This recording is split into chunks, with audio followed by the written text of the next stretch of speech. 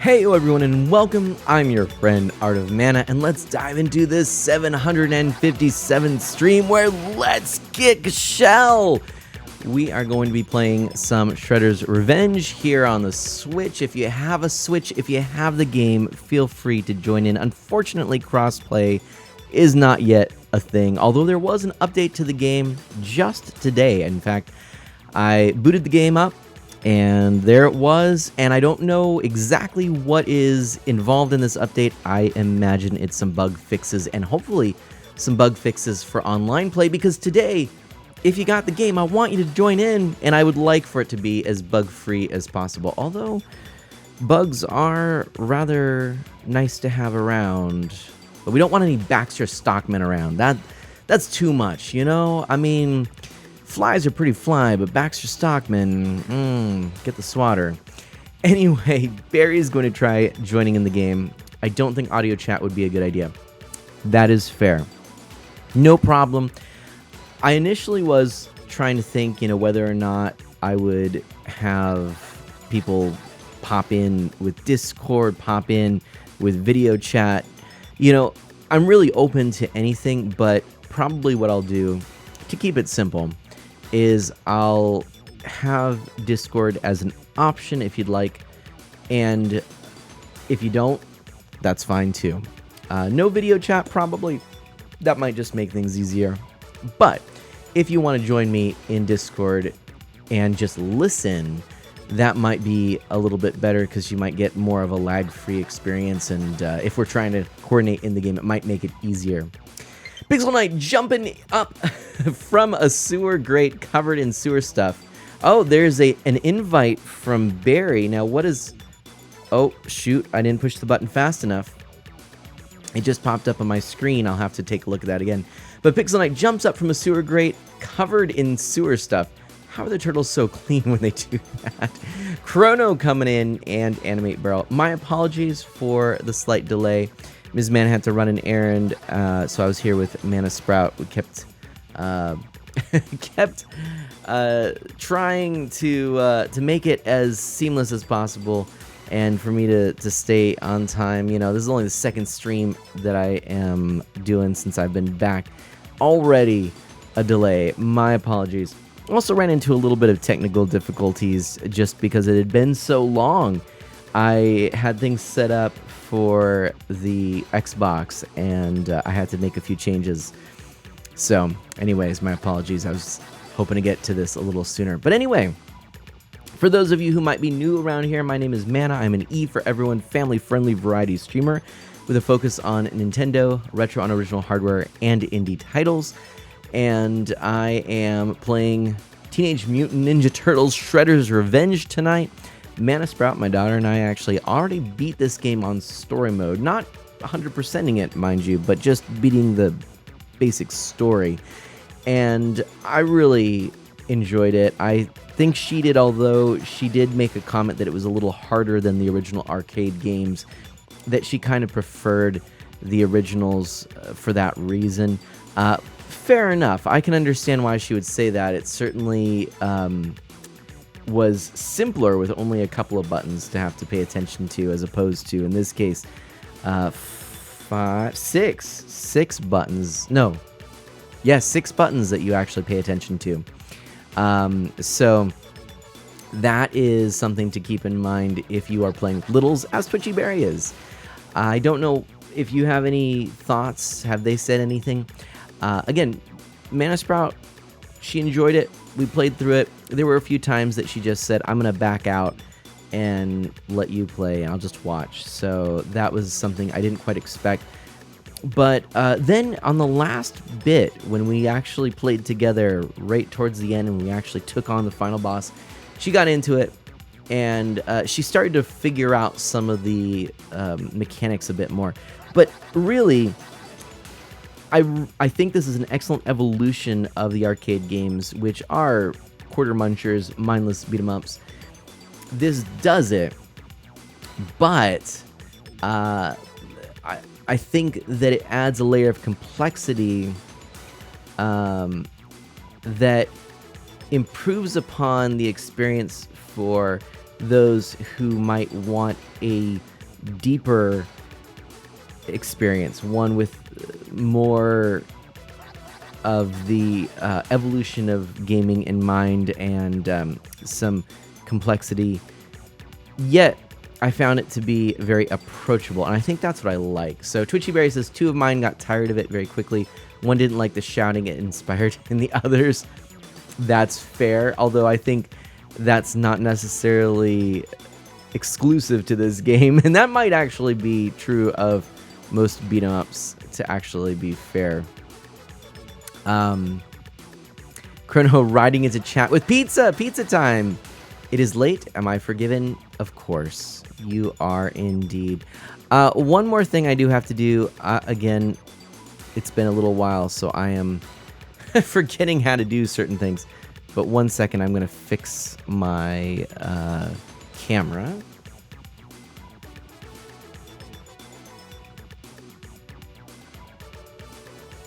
Let's just go in here. There we go.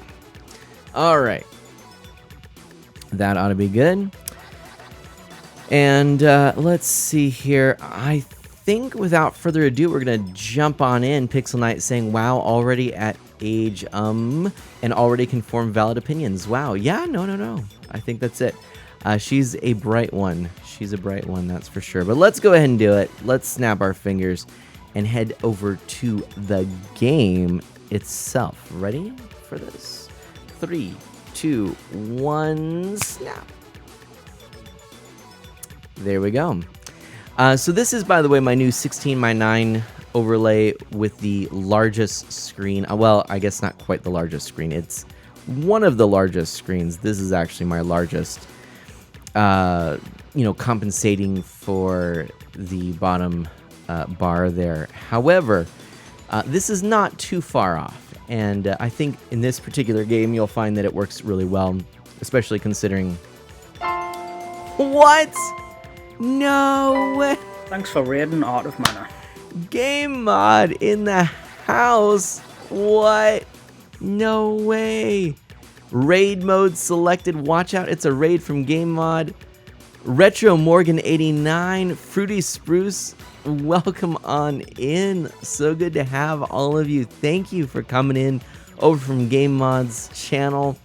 A colleague of mine, thank you so much. Oh, that really means a lot. Watch out, it's a raid from Game Mod. Let's give a shout out to Game Mod, shall we? Shout out. And I'm curious to know, yeah, TMNT, right? I'm curious to know what you were playing, and if you've enjoyed the stream. Everyone here, what was Game Mod playing? What do you enjoy most about Game Mod? Let's hear it straight from you. I also need to just take a look at something really fast, because I noticed that something didn't trigger on the raid, which I was expecting. We got the alerts. We got the new alerts that are right about here, and then we got the one down there. It says right there, the raid from Game Mod, but there was supposed to be something else, a little extra flash of something, a little pizzazz that we didn't have, and I want to just see. I think I know why. We're going to fix things on the fly. I've been making a bunch of changes. I was sick recently, and so I went to OBS and tweaked a lot of things. Chances are I broke a lot of things too. That's life. Life when you're trying to do advanced things. You know it, right, Game Mod? Kingdom Hearts on the highest difficulty. Oh, yeah, continuing that. Excellent, Game Mod. That is really cool. Yeah, if you... more power to you. If you can pull that off. I don't know. I struggle, actually, with that game. But apparently you don't. Right? Game Mod's a pro. That's what I've heard. That's the word on the street, everybody. Game Mod is a pro. Well, my name, in case you don't know, is Mana. This channel is the Art of Mana, and thanks, Game Mod. And I'm an E for everyone, family-friendly variety streamer with a focus on Nintendo, retro on original hardware, and indie titles. I'm a member of Family Friendly Live and Club Tortimer, and just an overall big fan of games and sharing the experiences of playing games with all of you, making connections, all that good stuff. Game Mod says, oh no, I do. You struggle? No. No, I can't believe it. Can't believe it.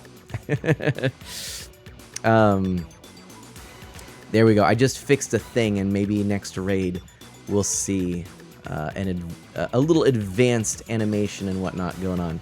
But for now, let's go ahead and start. I guess we're gonna do arcade, right? For players craving a harder challenge.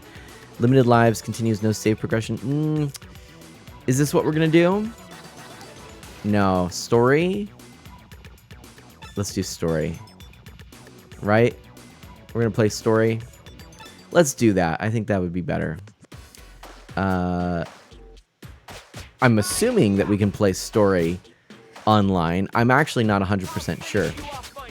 Hold on, let's skip this. I'm not totally sure. Oh yeah, party up. That's what we want. So first of all, let's see. I'm gonna leave this actually, because you know what? I'm gonna see who all wants to join in first. Cough, Casey Cough. Right, Pixel Knight? Don't know if you saw that, but just recently unlocked. I'm going to actually switch to a different scene real fast. Just in case when I do this, I end up having people show up here. Let's see. Invite. I want to invite. Yeah. There we go. So Barry. 8-Bit Dad, 7DC. I wonder if they're available. Right now, it looks like it's just Barry and me. Invite. Cough, use Casey, cough.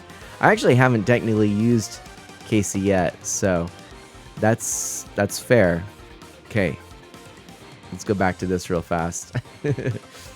And see what happens. I don't know. Pixel Knight is going to pull out my 3DS and play some Ocarina of Time while watching. Sounds like a plan. Game Mod says, Cloud beat me up 10 times tonight and spent 30 minutes fighting my nemesis. Well, that sounds like Kingdom Hearts on the hard difficulty. Game Mod's gonna lurk, go to lay down in bed, and tune in on my phone. That sounds fantastic. I know it's one of those things that's... hey, there's Seth Haskell. It's one of those things that's tough, right? You know, you raid someone, but, you know, you're exhausted from your stream. So no worries. I am going to get a shout out here for Game Mod. For those of you who don't know, check out Game Mod, please. There we go. Game Mod right there. Big ol' shout out. And thank you so much for that raid. I really, really appreciate that. Thanks for trusting all of your friends with me. Now, who is this? Who is LK? Is that someone we know? Is that one of you out there? That's not Barry, is it? I don't believe it is. I wonder. Twitchyberry says, showing no invites received. Really? Peculiar. So, let's...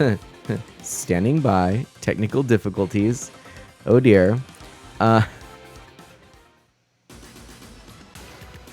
Story. Continue. Let's see if we can't make this happen. Isn't Pixel Knight, isn't Chrono. That's not good. Chrono, are you joining as well? That's something I'm hoping. All right, let me do it this way. So party up. So I go here. Let's do create a party.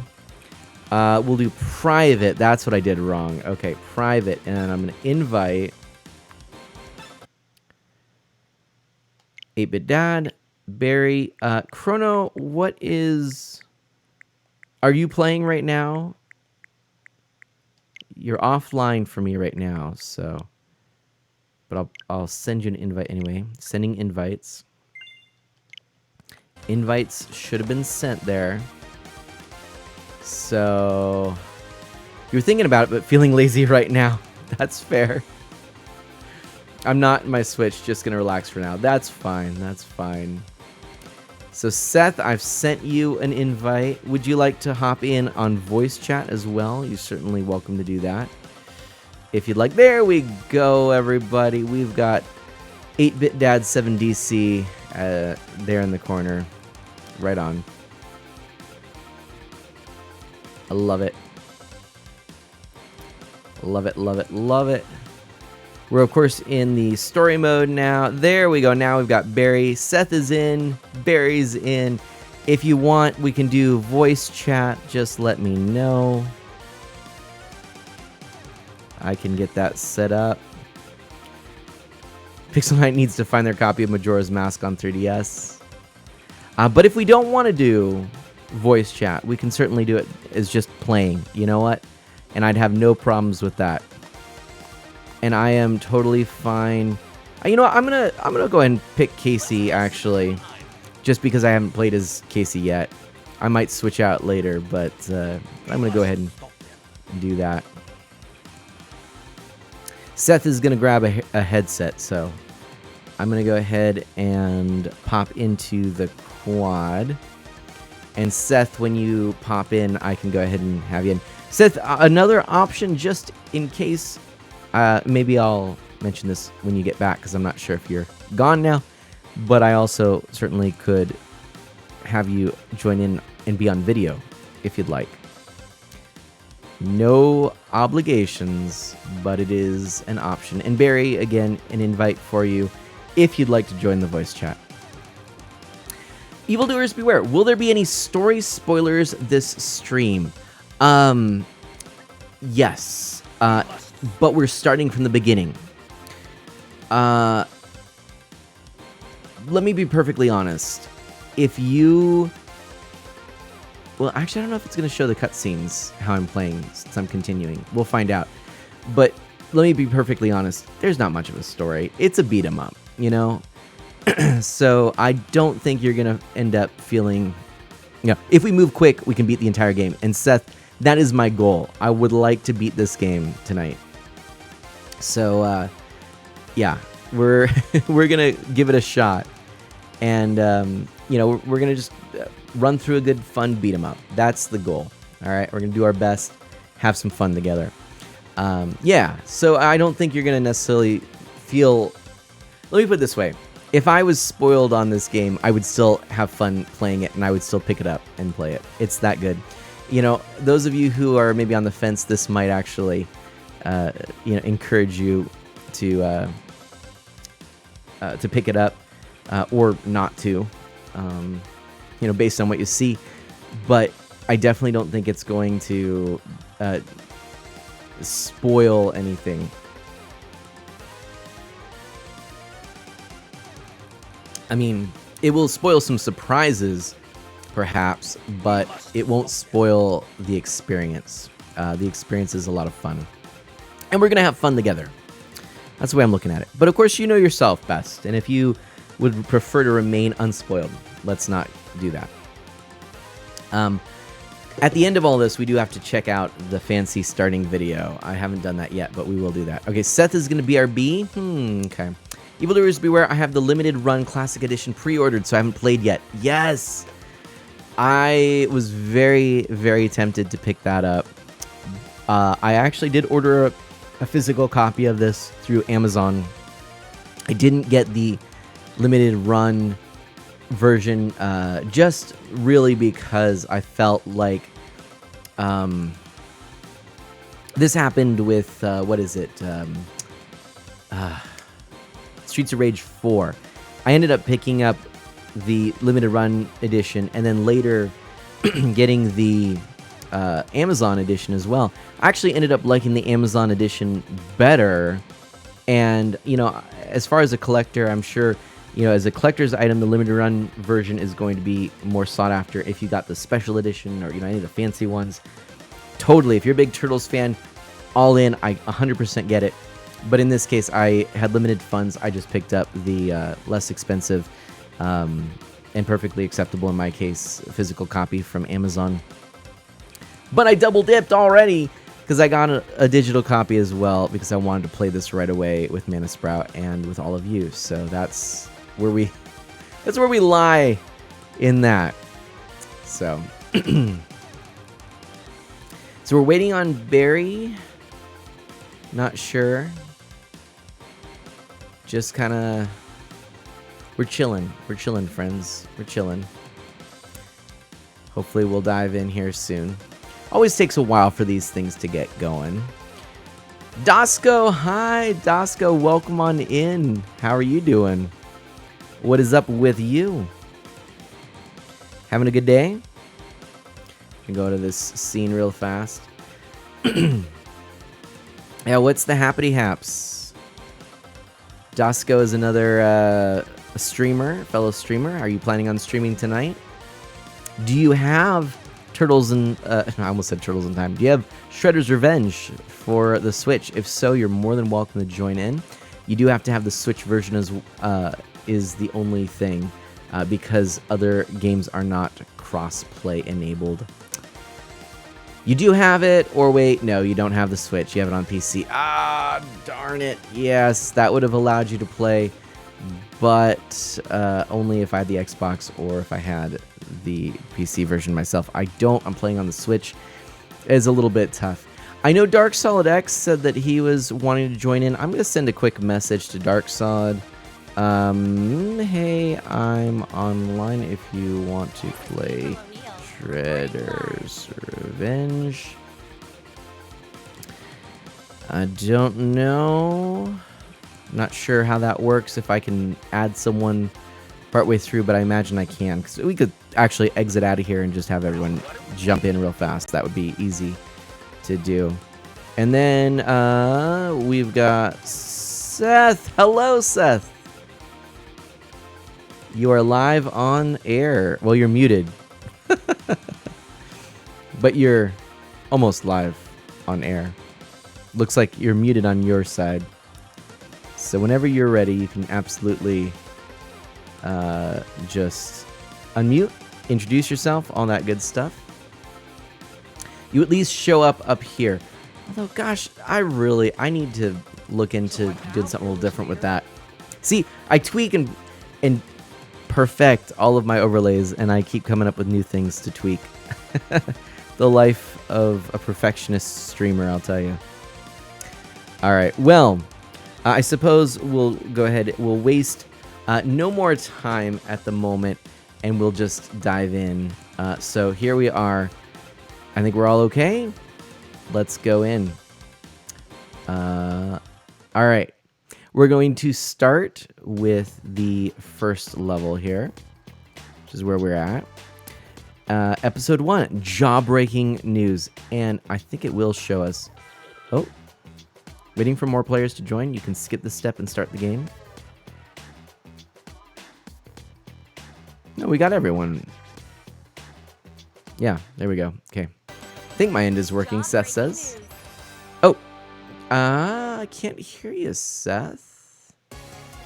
Let me try... Hold on a second. Oh, dear. I wonder if I can pause. Well, hang on a second.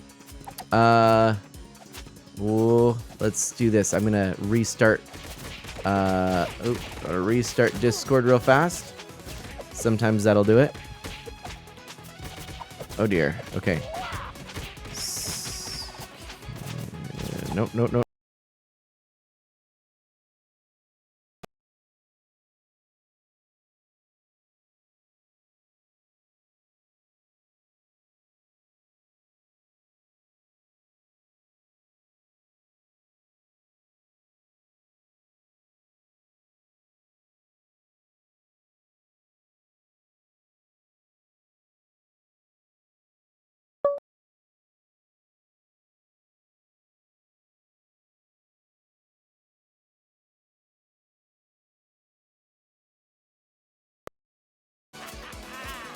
Am I still alive? Oh no.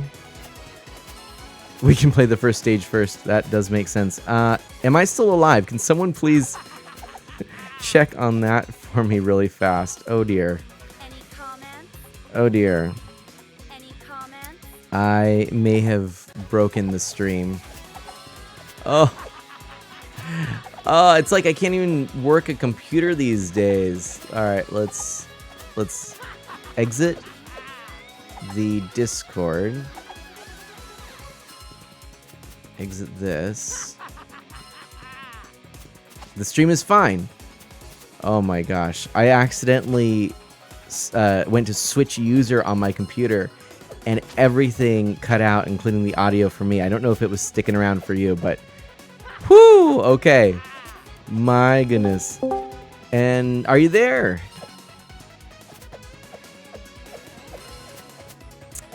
All right, Seth is muted now on his end. But Seth, if you unmute, we might have some success. It says you're muted on my end. Wait. Circle. There, now I can hear you. When That was I'm weird. talking. Hey, I can hear you now. Hiya. Well, that was peculiar. Oh, there you are. Oh my gosh, sorry about that. Ah, look, that's all right. We were teasing you. All right, you know what? I'll tell you what. This is what I'm learning. Streaming hard, Oh, and yeah? I'm rusty. that's my takeaway. All right, are Learned we that ready? Technology is tricky. Yes, it is. All right, let's actually So get my, into this. My kids have fully bought in to all of the gags that the Foot Clan members do. Yes. So the first time I played this level with my kids, we get over to this place that we're going to reach soon, Mhm. where they're all working at computers. And my kids are like, "What are the bad guys doing at the computers? What are they doing at the computers?" And I was sitting there going, "Listen, guys." They're like, "They're right there on the computers, the purple guys." And it's like, "No, bad guys don't wear ties." And then all of a sudden, all of the Foot Clan rip off their ties and attack us. My kids are like, "No!" That's awesome. And they're like, I "What love it. happened?" And I was like, "I don't know. I guess they were just blending in. Couldn't figure them out." And as soon as my kids figured that out, they were just like, "Oh, that's the joke." So the rest of the game, they're like, we'll get to a stage where we're in a mall and one of them is acting like they're working in a pizza shop. And so my kids are walking up to him and like, "I'd like to order a pizza. I'd like some sushi." See, so here they are. They're all typing in the back. And they're all wearing ties. You can barely see them. And then they rip off their ties and jump us. I love it. I love it. That's so. I love stuff like that, though. It's, you know, this game is full of those kinds of gags. It's really in keeping with the spirit of the arcade. See, the arcade did a lot of stuff like that too with the technology of the time. And you know, I was pretty young playing that back in the day, and I remember things like my foot. You know, that was a huge one. Oh yeah, totally. Yeah. And who turned out the lights, you know? And I mean, just all of those. Oh yeah, and my kids they've got that one from the NES game. Nice. Who put out the lights? Yeah. But, you know, this... So naturally, of course, as soon as we found a hole in the floor, all of my kids had to fall into it. Right. Just Only to laugh. you And lose they health got a in big this kick one. because they all said different things. But you lose health... Oh, I just took the... I should have given that to you, actually. I'm okay. But, you know, the... I gotta remember that... so, with Mana Sprout, she just was, like, always claiming the pizzas. I love the yoga mats being shields, by the way. But she was always claiming the pizzas, so we had this, like, joke competition where we're like, okay, well, whoever gets the pizzas first.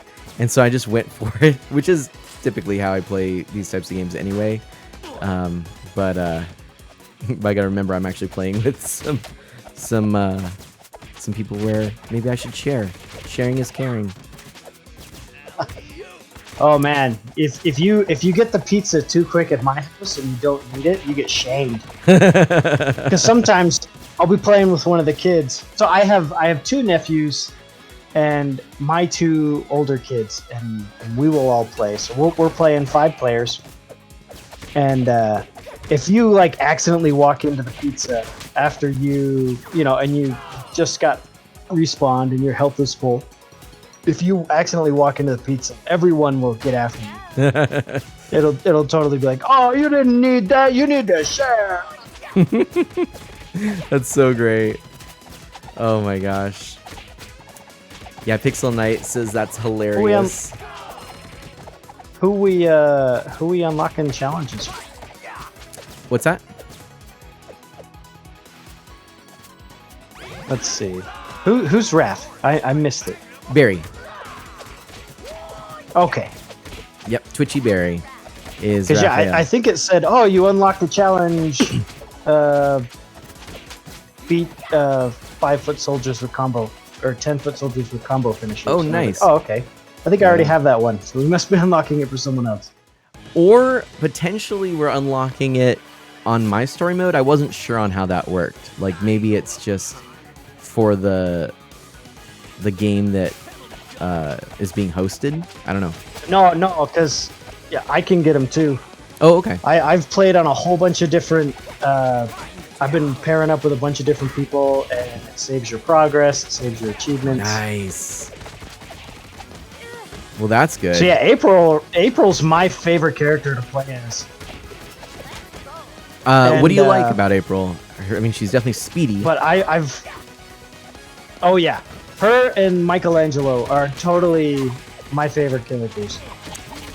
Both the speed characters. That makes Oh yeah, makes some sense. and April's my favorite too. But yeah, the two faster characters. 'Cause, yeah, moving around, getting in those throws are especially important towards the end of the game. Yeah, have you beaten the game? Yeah, you beaten the game. You got I've beaten the game. Yep. But what I would say is, I might switch out from Casey Jones because now that you're talking, I'm like, well, I want to play with my favorites. I think yeah. Donnie might be my favorite, which is funny. See, now I it's think important to know where everyone's point of reference is for Ninja Turtles. Because as I've been playing with a lot of different people, everyone brings up the movies. At least a lot of people that are my age. They're like, okay. oh, yes, in the movie, this happened. In the movie, this... And a lot of people are bringing up the 87 cartoon that this is based off of. And I watched a few episodes of the 87 cartoon, but my exposure to the Ninja Turtles is pretty much through the video game. yeah, So yeah, I don't know. that's a really great Maybe question. we'll have to have Barry pipe in chat, or just anyone else in chat. Yeah. If, what's your point of reference for Turtles? I would love to know that, for everybody. I think Pixel Knight last stream was actually bringing up the 2003 Turtles as, if not maybe his entry point, at least a part or a point which he enjoyed considerably and felt didn't get enough love these days. But I'm like you. My point of reference was primarily through the original arcade game in Turtles in Time at the local pizza joint. So that was mine. I had some very limited exposure to the cartoons. I did watch all the movies. Not a lot, but I enjoyed them and everything. Yeah, I'll grab this one then. But mostly, that's what happened. That's what happened today. I was actually playing this with that group of 5 there, and my nephew who's 10, he's playing Leo, and he walked up and he grabbed both pizzas. Oh no! And I was like, "Those aren't help, man." And Right. He's over here swirling his katanas around. He's like, "Oh," and I was like, "You got to share those, man. Everyone else wants to twirl around and spin and have fun." Oh, sorry, Mikey. I totally kifed that fire hydrant. But yeah, he got a little shamed for that. Well, I got a challenge. I think that was me. Yeah. Oh, I one thing that Yeah. See, really stood out do you to have me. all the classic headlines already, Mana? No, actually, I'm missing one. I think. Oh, okay. Because yeah, we just got one. So yeah. I mean, Oh, good. All right, we're finding them from Mana or Barry. I don't know. I don't know. This. I just want to point out though, this car was such a revelation when I saw this, because one thing that I was always laughing at in the original Turtles arcade game was just how disproportionate the cars were to the characters. Like, Oh yeah. yeah, like a lot of the backgrounds in the, especially the original one, you could tell it was like done where maybe it was a different artist, or like, you know, there wasn't quite the skill in how to create some of the set pieces in pixel art back then. I don't know. But then you see this and it's just like the level of detail. Obviously, they're working without limits, but they are imposing some limits on themselves because it's a very consistent pixel art theme. Oh, there's a secret diary found. But like, these cars look so good, and this totally looks like if you know, were trying to remember what the original arcade game looked like, you know? Yeah. And letting nostalgia drive you a bit. But, Oh let's yeah. see. The first time Evildoers I Beware. played Turtles real- 3: The Manhattan Project, my kids all got freaked out when a car sped out Yeah, right? like it was gonna hit us. They were like, "Whoa!" And I was, from that point on, they were wary of every single car. Right. And so when we were playing this one, they were relieved that they very clearly telegraph which cars are going to drive at you. True. Evildoers Beware says, it's been great watching the stream, but I've got a long day ahead of me tomorrow. Hopefully I can tune into the entirety of next stream. Love to see you, Evildoers. Thank you so much for coming in, and I hope that you get through your long day tomorrow well. I'll grab that for us. And then Pixel Knight says, TMNT 2003 was my first and still favorite. 2012 was also good, but I didn't like Casey in it. By the way, did I say 2012? I yeah. meant 2003 earlier. Yeah, yeah. I definitely am gonna need Pixel Knight to fill in some of the gaps on a lot of these, because my exposure is mostly through the video games. There's a lot of characters here that I don't know anything about. Yeah, I really don't know. I never watched any of 2003. Is 2012 the Nickelodeon CG one? Because I did watch a fair amount of that, and I did like it. I thought it was cool that April was younger and was, you know, kind of like a teen alongside the Turtles, and you know, someone who was actually pretty active and stuff like that. Ugh. Pixel Knight says 2012 also nerfed its version of Hun and Bishops, who were much cooler in 2003, which I don't even know those characters, to be perfectly honest. Which one had Shredder as a tiny squid? What? Pixel Knight. Was that 2003 or it's got to be 2003? Are you I don't talking think about I've seen Crane? any of the other ones? What? No, Shredder. Really? So the only part of 2003 that I saw was the finale movie, Okay. and in the finale movie, I think it's called Turtles Forever, and in this movie, the turtles from that series end up changing realities and meeting up with the turtles from the 80s cartoon. And so, you know, they have a little dimension hopping going on there. Mm-hmm. And so I watched that one, and that was my entire exposure to any other Turtle series. I didn't see the Michael Bay movies. I didn't see Oh yeah, I didn't either. any of the other cartoons. It was No, just the old ones, and then Turtles Forever. 2003 had Alien Shredder. It also had like 3 others. Okay, well, Alien Shredder. Okay. I take that back, though. I did watch the first Michael Bay Turtles movie. I think there were others, right? I can't remember. But I Yeah, watched. I think there were 2. Yeah, I watched the first one. You know, whatever. I think of the 3, you know, classic movies. I remember the third one being my favorite, which I know at the time it was like Back to the Future 3, Return of the Jedi. I have a thing for the third in a series. Maybe it's just, you know, that nice closure or something. With all 3 of those examples too, there was something kind of unique and fun about them, like Ewoks, Old West, and then the goofy like samurai turtles, you know. But you know, it was a little more tongue in cheek. I only saw the first one. Really? Oh, okay. So I've heard about it. So I know what you're referencing. But Yeah. I haven't seen it myself. Of the 3 Turtles movies, and I don't remember them extremely well, but the first one was the darkest in tone, and then the sequels was sort of like, if I recall right,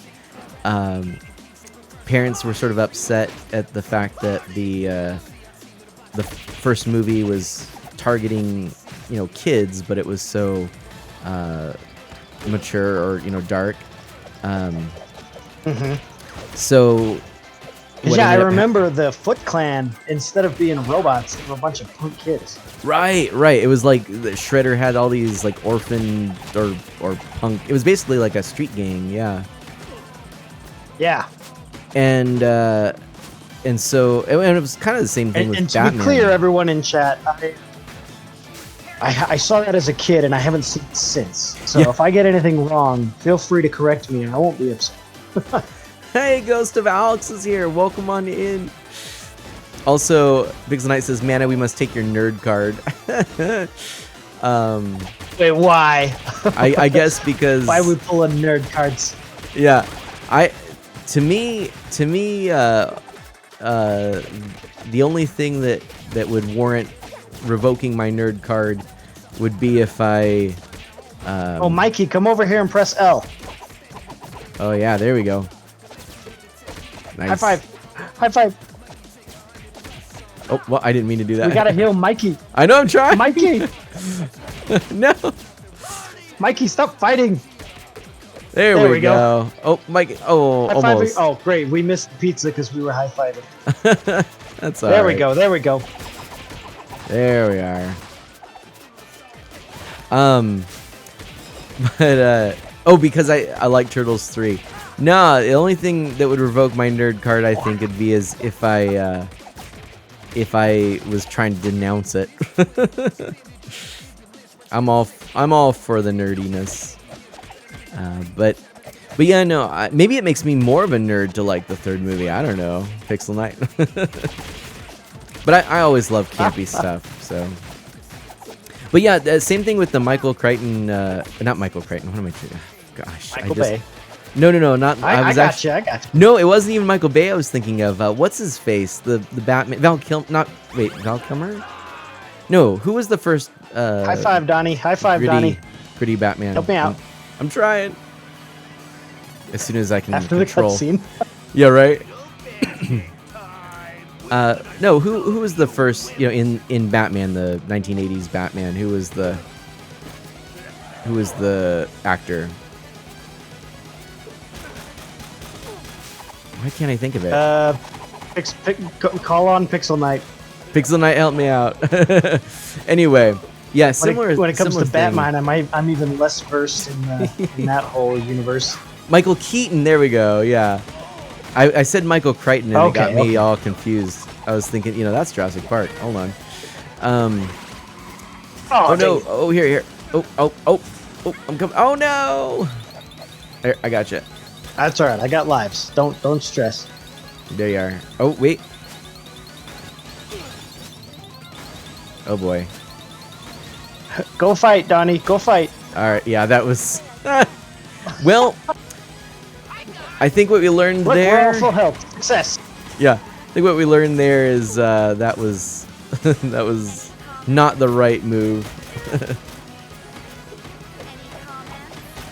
Anyway, yeah. So the thank you. Ghost of Alex also said Michael Keaton, but yeah, same thing happened when that Michael Keaton Batman came out. Is a lot of parents were upset. Batman should be this kind of campy, fun, lovable kids character. What is this dark and gritty Batman? We've gotten so used to it now, but back then it wasn't the case. And for whatever reason, maybe it was because of the cartoon, maybe it was because of the arcade machines, but parents thought Turtles was this nice lighthearted thing. And then that first movie came out, and I was like, oh, this is gritty, but it was still less gritty than the original comics, I believe. But Yeah. But still, it ended up being toned down in the sequels, and made much that makes more perfect campy. sense for Batman. I think for Batman, before we had that movie, and again, correct me if I'm wrong, but before we had those Batman movies, it was just the campy '60s show. Right. So, yeah, right. that's like another big swing. Yep. Yeah, huge, and even in the comics, Batman.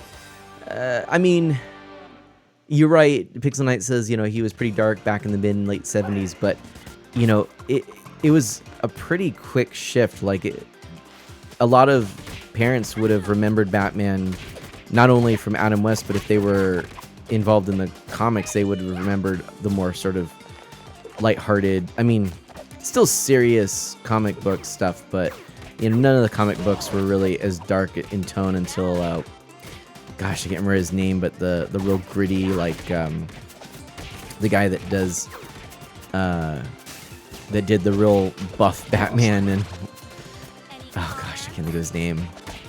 Oh, the George Clooney Batman? No. In the comics, he's like a real gritty. Oh gosh. Oh, it's like on the tip of my tongue, but I'm not pulling it up. But he's talking the about guy. a villain, or No, like a writer, an artist who actually creates comics. He does. He did some of the first kind of very, very gritty Batman stuff. I almost want to look it up, but I can't remember. Part of why I like Donatello is that move right there, by the way. It's a cool one. yeah, to be honest, Frank Miller, thank you. The other Pixel people Knight. that I've encountered that are like me, that their primary exposure to Turtles is the video games, they tend to gravitate towards Donatello and Leonardo as their favorites because they were just the most useful in the old video games. Like if you're playing the NES game, it was Donnie and Leo that had all the range. And so it made, unless you really knew the game, it made playing as Mike and Raph tricky because they had their specialties, but overall, Mikey, pizza yours. it was the only it was the two with longer range that Mikey, that grab the pizza. I think won the hearts. Twitchy, get the pizza. Yeah. Yeah, pizza time. The other character. Jump up. Oh darn. Could have potentially. So is anyone done else? that. I noticed this on like my third playthrough that the only animals that rampage through are rhinos and warthogs. Oh, nice. Little Bebop and As a reference Rocksteady to reference. Bebop and Rocksteady. Yeah.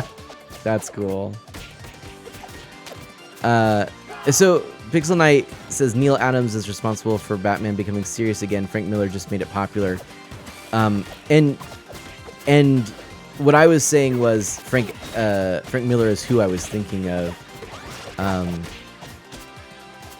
Because I think, yeah, maybe you could say Neil Adams, and I honestly didn't know that he was predating Frank Miller.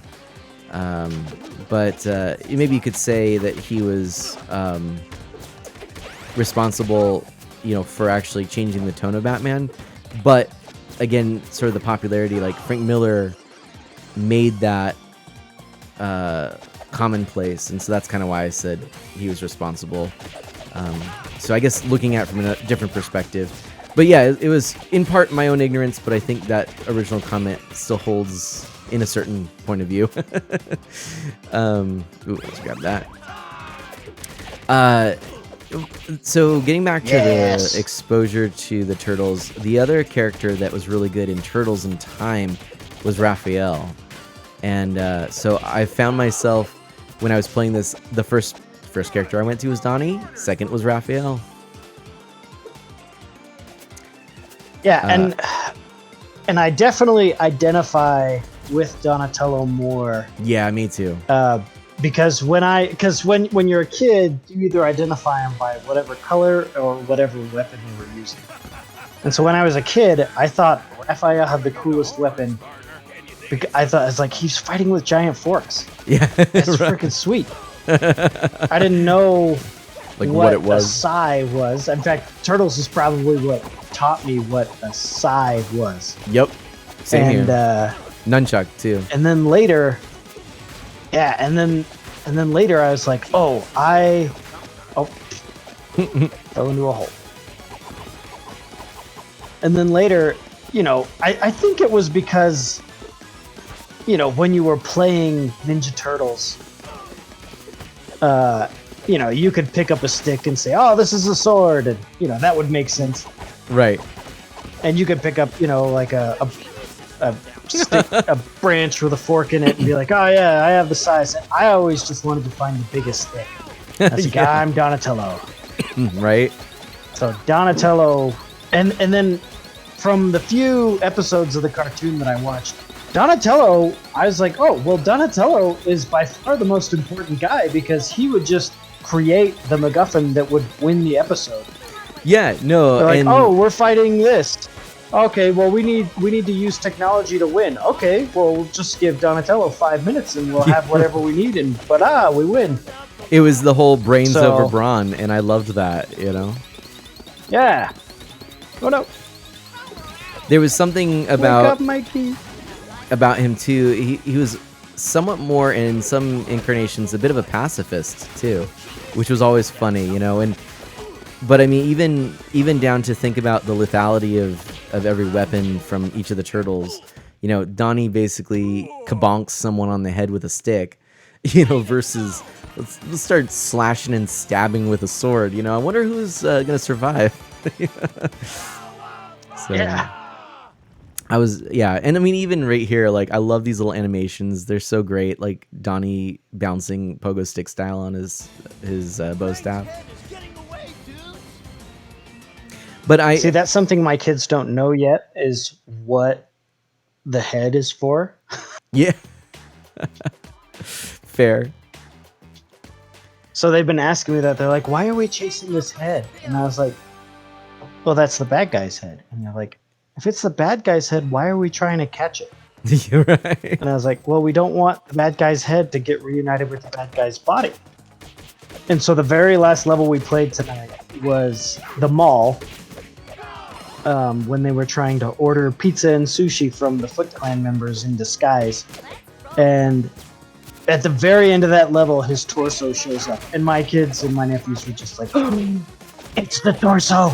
We've got to hurry! And I was like, nice. Okay, you guys are not allowed to play this until you're playing with me. Because that's awesome. I want to be there when they see the end. Right? Oh my gosh, the very, very end. Let's not talk about it just yet, but that was so yeah, cool. no, just the end. That's all we're getting right now. Yep. Because did you play the intro scene? I didn't yet. Okay, yeah, because we'll have to do that at the end there. Yeah, you just have to start in arcade mode, and it will play the intro scene. We'll see all the other scenes as we play through the game, but wait, are you talking about the big video animation? No, the intro cutscene to the game. Oh, you're right. I didn't actually show that. Oh, silly me. You need that to understand the big reveal at the end. Yeah, but you're right that it's funny that I didn't even think about that it didn't show up, but yeah, you're right. Well, why don't you go ahead and do you mind explaining the intro scene real quick? So it actually reminded me a lot of Turtles 3, Totally. the Manhattan Project. And the intro scene really explains the first level and what happens at the end. And so the first level we played through Channel 6, and Bebop is trying to be on his own show. So the intro scene has the Turtles at home in the sewer, and they're watching the news. They're watching Vernon, who... It's funny, from the old show, I remembered Vernon and Irma, and I have not even thought about the boss guy, what's his name, Burns, in years. I had completely forgotten about him, so he shows up in the first stage, and I'm like, oh man, I totally forgot about that guy. Yeah. So we're watching Vernon, and I'm reading the scene in Vernon's voice, because I just thought he was funny. He was supposed to be the wimpy... the wimpy guy, and I thought it was hilarious. And then out of nowhere, Bebop appears and tries to take over Vernon's show. And so Bebop gets on, and he reports on the news that the Statue of Liberty is being taken over by the Foot Clan. And it shows a bunch of jets and a bunch of equipment that are showing up, and the Statue of Liberty goes dark. And then it has the scene where the Turtles and April and Splinter decide that they better get down to the Channel 6 headquarters so that they can save Vernon and get rid of Bebop. And that's what kicks off the whole game. The game. Yeah. Yes, that is right. And thank you for that summary, actually. Very helpful that you did it, because some of the details you shared, I was like, oh yeah, I forgot about that. But yeah, and they did such a great job of bringing in all of these cameos. I had forgotten most of the characters, and then as I saw them, I'm like, oh yeah, okay, all right, that person, okay, yeah, that was pretty cool. Chrono asks a question. So what's remember, you can double jump. Oh yeah, it's true. I was trying to read chat, so I kind of... Yeah, no, it's very helpful in this boss fight. This is where my kids understood the double jump, because they were like, I was explaining them, all the moves at the beginning, and they didn't understand, because they just wanted to use the attack button. And then we get to this fight, and the rats are just tearing them up. They're not having fun. And I was like, okay, remember, you can double jump. And then they were like, oh, okay. So now they can all double jump. And this is where they all learned that Leonardo has the coolest jump attack. It's funny that you say this is a point where your kids were having some difficulty, because this is where Mana Sprout was also getting frustrated, and she took a little break after this one because she's like, I don't know, I want to play the original arcade game. Like, oh. The double jump in this game is a little trickier than most. You have to my kids were frustrated because they're like, we can't hit him. Yeah. They're like, he keeps running away. And they were so frustrated because there were periods of the fight where they couldn't damage him. Yeah, and you just keep getting hit by these darn rats, and yeah. But Chrono asks a question, which is, what is with the obsession that Turtles has with the Statue of Liberty? And actually, I don't know. Pixel Knight might be able to answer that more. Do you know? I know that Turtles takes place in New York, and so that's just probably the most famous landmark in New York. That's it could just be as simple as that, to be perfectly honest. Yeah. Because I'll tell you right now, when I was playing with my party of children, we got to the second level, which is called Big Apple 3 p.m.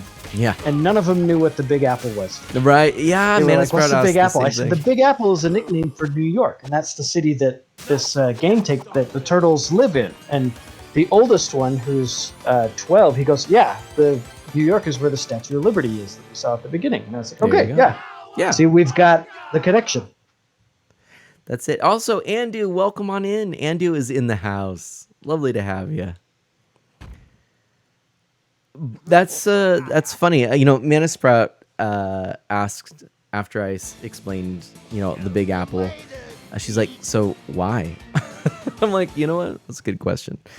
I'm like, I don't really know. Why is it called the Big Apple? Well, I didn't get asked that question, which is good because I have no idea. Yeah, I was like, ask your mom. No. Right. I loved that reference to Chrono Chronos. I love that reference, by the way. Yep, me too. I was playing it at Big Apple, 3 p.m. And I was like, Yeah. I know that one. Yep. So we were talking earlier about our exposure to Turtles. We were talking about, you know, that we really were exposed to the games. I know for a fact that you mostly were exposed and have a lot of interest in the NES games. Is that right? Yes. Okay. So with the Turtles games, for me, I have actually never played through Manhattan Project. I have never played. Oh, just the third one? I've never played. So for the NES, well, maybe it's easier for me just to list the Turtles games I've played, or that I played back in the day. Back in the day, I played the first Turtles game I played was the first arcade game in the arcades. The second one was Turtles in Time. The third one was the first NES game, you know, the Tough as Nails one, you know. Yeah. And so here they're ordering. My kids are running up to the counter going, I'd like some sushi. I'd like some pizza, 2-topping, pepperoni with cheese. Yeah. Anyway, Pizza, continue. please. I love it. That was a worthy interlude. Yeah, and then the next one I played was probably either Turtles in Time for the SNES or Tournament Fighters for the SNES. Ooh, deep cut. Not very many people I know have played that. I have also played that. That one that's a little different. I have rented both of those. And honestly, you know, I can't even remember if since then I've played much or any of the other Turtles games. So, oh no, I'm sorry. You know what? Before or sometime around there, I don't know if it was before or after those SNES titles, I also played the I think it's called Attack of the Foot Clan or Fall of the Foot for the GB. Yeah, for the Game Boy. So Fall of the Foot maybe is what it is. Fall of the Foot or Fall of the Foot Clan. I don't remember. That sounds close. I haven't played that one, but it's actually a fun one. It's one of the better Game Boy games, original Game Boy games. But yeah, those are the games I've played. I've never played the other 2 or 3 NES games, right? Aren't there? There's 3. There's just the 3. Okay. So obviously the second one was like the arcade game, right? Yes. Yep. The second one is called Turtles 2: The Arcade Game. Just to be crystal clear that it's an adaptation of the beat 'em up, and not a sequel to the Tough as Nails platformer. Mm-hmm. And well, good news, because all of those games you listed are going to be on the Cowabunga collection. Right? Yeah.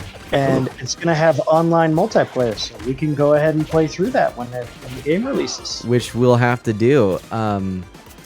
Now, speaking of playing through and all this kind of stuff, Andrew asks a great question of what my favorite cartoon is. We'll get back to that in just a moment, but I wanted to ask you, did you have any interest, Seth, in showing up on camera for the rest of this stream? I will leave that up to you. It's completely up to you. If it's as simple as you just, you know, basically putting the camera on, let's do it. I'll add you in. Okay. Let's wrap up this level and then I'll go Perfect. get a hat and stuff. All right, sounds good. So at this point, my kids, this is the last level I played with them. So for those of you that are not enjoying the parent commentary, I loved the parent commentary. This is the one where they got it, because I was like, okay, the boss is the girl. It's not the other people. It's the girl, and they're like, oh, okay. And I said, the girl is invulnerable when she's like that. I said, we have to get the other ones. And so as soon as she became vulnerable, everyone, all 5 people, would just rush her and do super attacks. Nice. And at this point, since at this point they got it. They're like, oh, okay. They, everyone runs up and does a super attack, and we did that, half a dozen times, and we win. So this one was much more enjoyable to play than the Rat King fight. Mm-hmm. The Rat King fight actually could have been a later fight. Like it was a challenge. I think because a lot of these fights are very reminiscent of the old beat 'em ups. Where you basically expect you're gonna get hit. The Rat King one, though, is one where it really does take that extra bit of concentration because you can and really need to try to avoid a lot of the elements on the screen, especially the rats, but a lot of the levels like this one, or the bosses like this one, where you've got multiple bosses that are attacking you, you're going to take some hits because you want to try and balance getting hit with doing it quickly, because then it works out better for you in the long run. Yep, my kids really liked that these two, the turtle and the wolf, they could damage each other. Because the first thing I said, watch out for the bad burp cloud, and they were like, what? And so the bad burp cloud comes out, and they're like, oh, okay, we need to not touch that because all the turtles would get stunned. And then if the bad guy turtle gets in the bad burp cloud, then he holds his nose and waves his hand. That's funny. They got a big kick out of that. Yeah, I did not know that. That's funny. Well, hey, I'll tell you what. Why don't you go ahead and hop in, or go grab a. All right, yeah. camera. Let me set up my camera. You can answer the question on what your favorite cartoon is while I go get a hat and stuff. This is why you're a great streamer. I will be right back. Thank you. Yeah, that was. Well, it's a lot easier to co-stream. Yeah, that was actually my thought as well. Was we could go ahead and get that going, but yeah. So I'll be right back. Yeah. All right. Take care. Andu asks, Mana, what is your favorite cartoon? I think this kind of happened because we're just chatting about some stuff here. Pixel Knight saying 2003 Rat King was terrifying. He was a cyborg with pieces of exposed skin and could beat the turtles up easily. So yeah, Pixel Knight remembers Fairy Odd Parents. Had a joke where they went to the Big Apple. It literally was a Big Apple. That's funny. Pixel Knight's definitely getting the Cowabunga collection, and it's Shredhead. I'm surprised Taka and Razor weren't actual bosses. 2012 Razor was the coolest. They made him super scary. So my favorite cartoon, that's a tricky one. Gosh, there's so many great ones. And a lot of different genres. If I were to just toss out some of the first that come to mind, let's see. Well, right now, of course, there's lots of great kids shows I'm watching because of Mana Sprout, but Bluey is a really fantastic one. Twitchy Berry started with the cartoon 80s, then the films. Right on. I really enjoyed Batman the Animated Series. Another missing robot piece? What a shocker. Trying to think what else. I'm a big fan of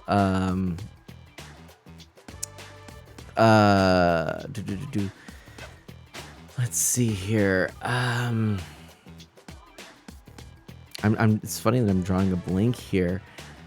A lot of the Disney afternoon stuff was a lot of fun. The new DuckTales is actually exceptional. Really, really good.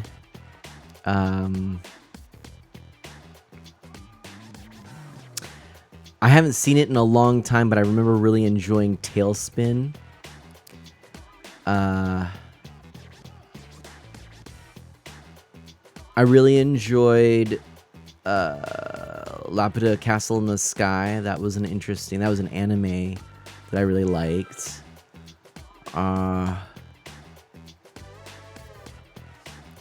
What else?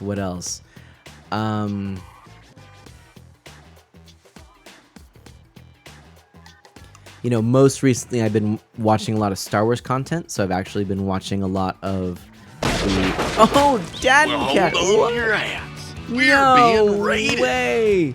We're being raided! Dad and Cat coming on in with the raid.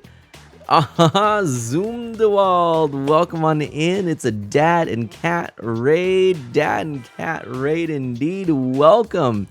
How are y'all doing? Cowabunga dude, Dad and Cat says.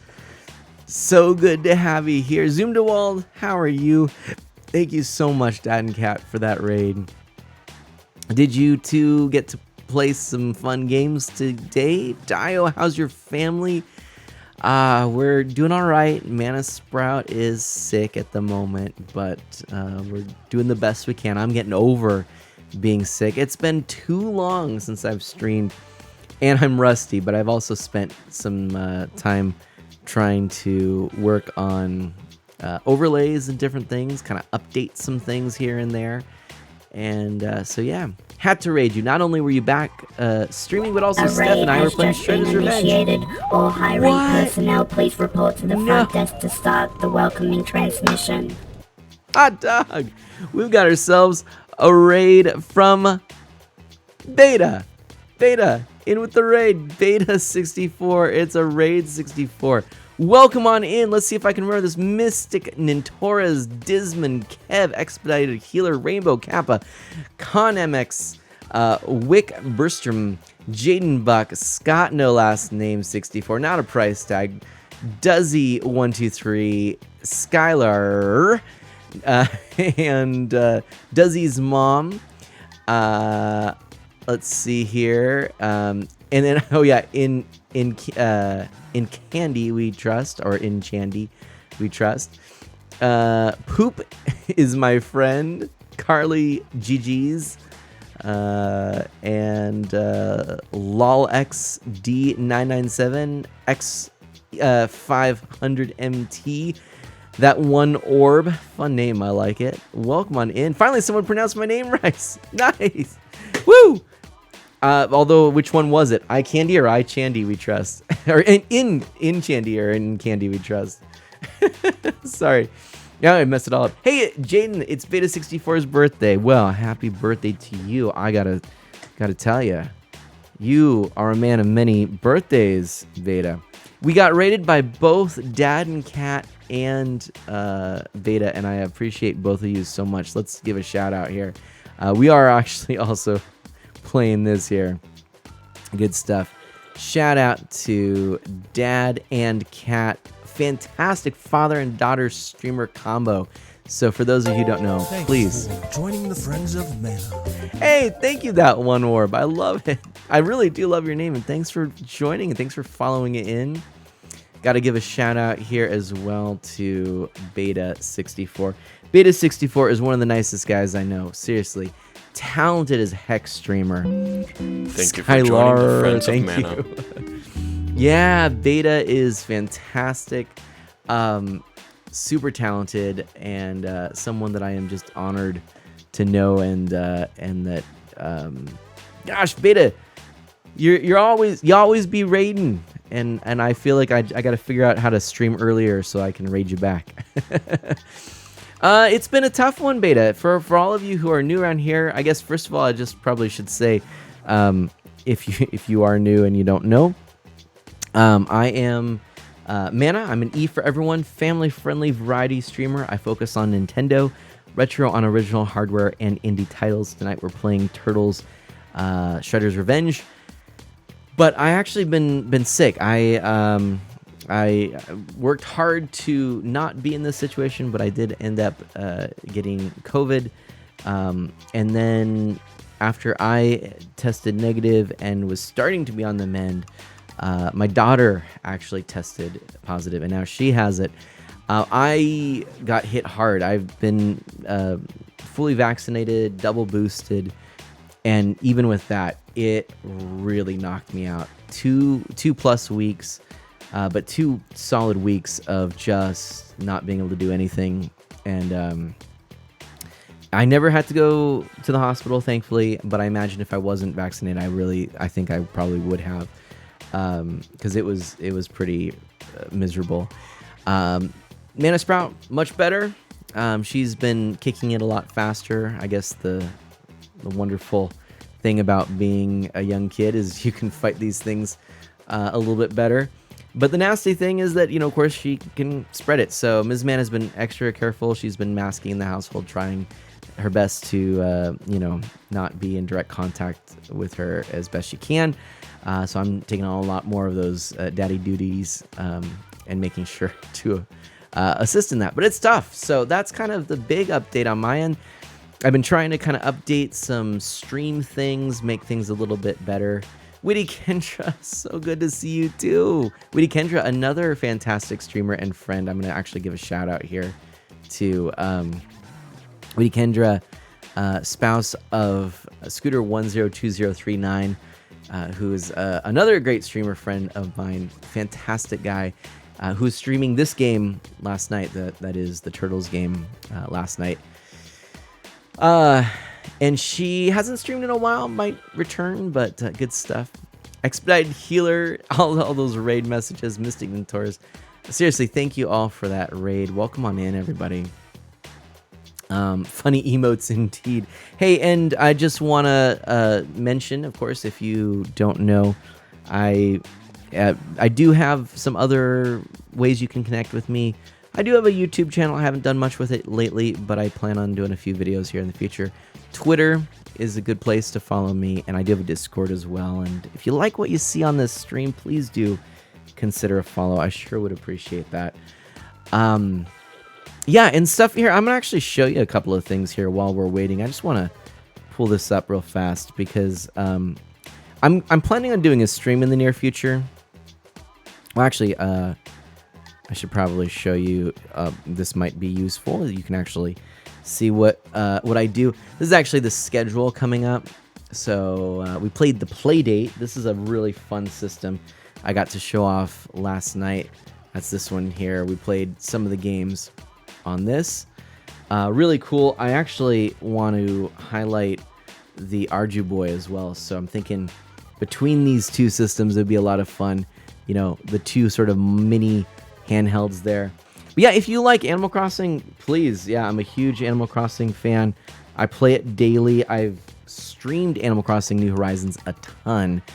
So that is coming up. Yeah, and I have boosted my stream times up an hour, 6:30 p.m. We'll see. That's what we're doing right now. Witty Kendra wants to get back to streaming, but life is so busy. Understood. But yeah, while I was actually not feeling well, I did a few updates here, and I'm going to show them to you real fast, or somewhat fast. I have to just do one thing and disable something so that we don't get a weird repetition of the games and stuff. So let's go in here. And we're gonna just deactivate that. Okay. So what I wanted to show you, part of what I was working on is just my scenes. So let's just show you real fast this. Actually, I'm gonna also hide the quad. Let's do that. And hidden. I am playing with Seth Haskell, another fantastic streamer we'll talk a little more about. But here we go. So I'm back. Oh, Seth is back. Welcome, Seth. Yeah, so Seth, you might be interested in this too. These are some of my overlays. So for 16:9 content, we've got these. I kind of just went through to try and clean them up a little bit. My thought being that doing so would make it easier to just kind of pick up and play in the future. Oh, yeah. X500MT says, I forgot what it's called, but I've seen a similar tiny Game Boy looking console like those two. And I've got a few different things I'll have to show you at some point, but this is called the Ardu Boy, and you'll see more of that in a moment. But yeah, so then we've got this one here where I'm going to pop Seth's face in a moment. It'll be up there. This one where I can add extra realized I was content. on camera. Yeah, you're not on camera yet. You're not live yet, but I will. I know, have you- but you could see my wife coming down and I could visiting me. not. I could not. I missed it because Oh, okay. I'm That's not seeing okay. it right now. But yeah. But yeah, so this is stuff for like live split. So when I do speed runs and stuff like that. Ooh, Chrono! I can send an invite. Yeah, Chrono's all warmed up. We'll have Chrono join. 4x3 content looks like this. There we go. And then it gets more fun. Here we have this is for arcade content. So this is specifically for vertical, and then for every single one of these that I'm going to show, we also have the one with cameras, and we have the one with side elements. So we have horizontal, like that. We have Game Boy Color and Game Boy games. We have Virtual Boy. We have, oh, I just realized though, that's interesting. Virtual Boy Cam, Virtual Elements is Do you hidden. capture Virtual Boy games? Do you have a consolizer or? For Game Boy, for Virtual Boy, I actually stick a camera into the goggles and it works extremely well. Oh, well, that would work too. Yeah, it's kind of the easiest way to do it. But yeah, so that's that. I've got the Game Boy Advance here. And I've got the DS. And then for the DS, I also put a sideways version and a top screen and bottom screen. By the way, all of these overlays I made. These are all custom. So every single one, it's not an image I found on the internet. It's not a photograph. These are 100% custom images that I created.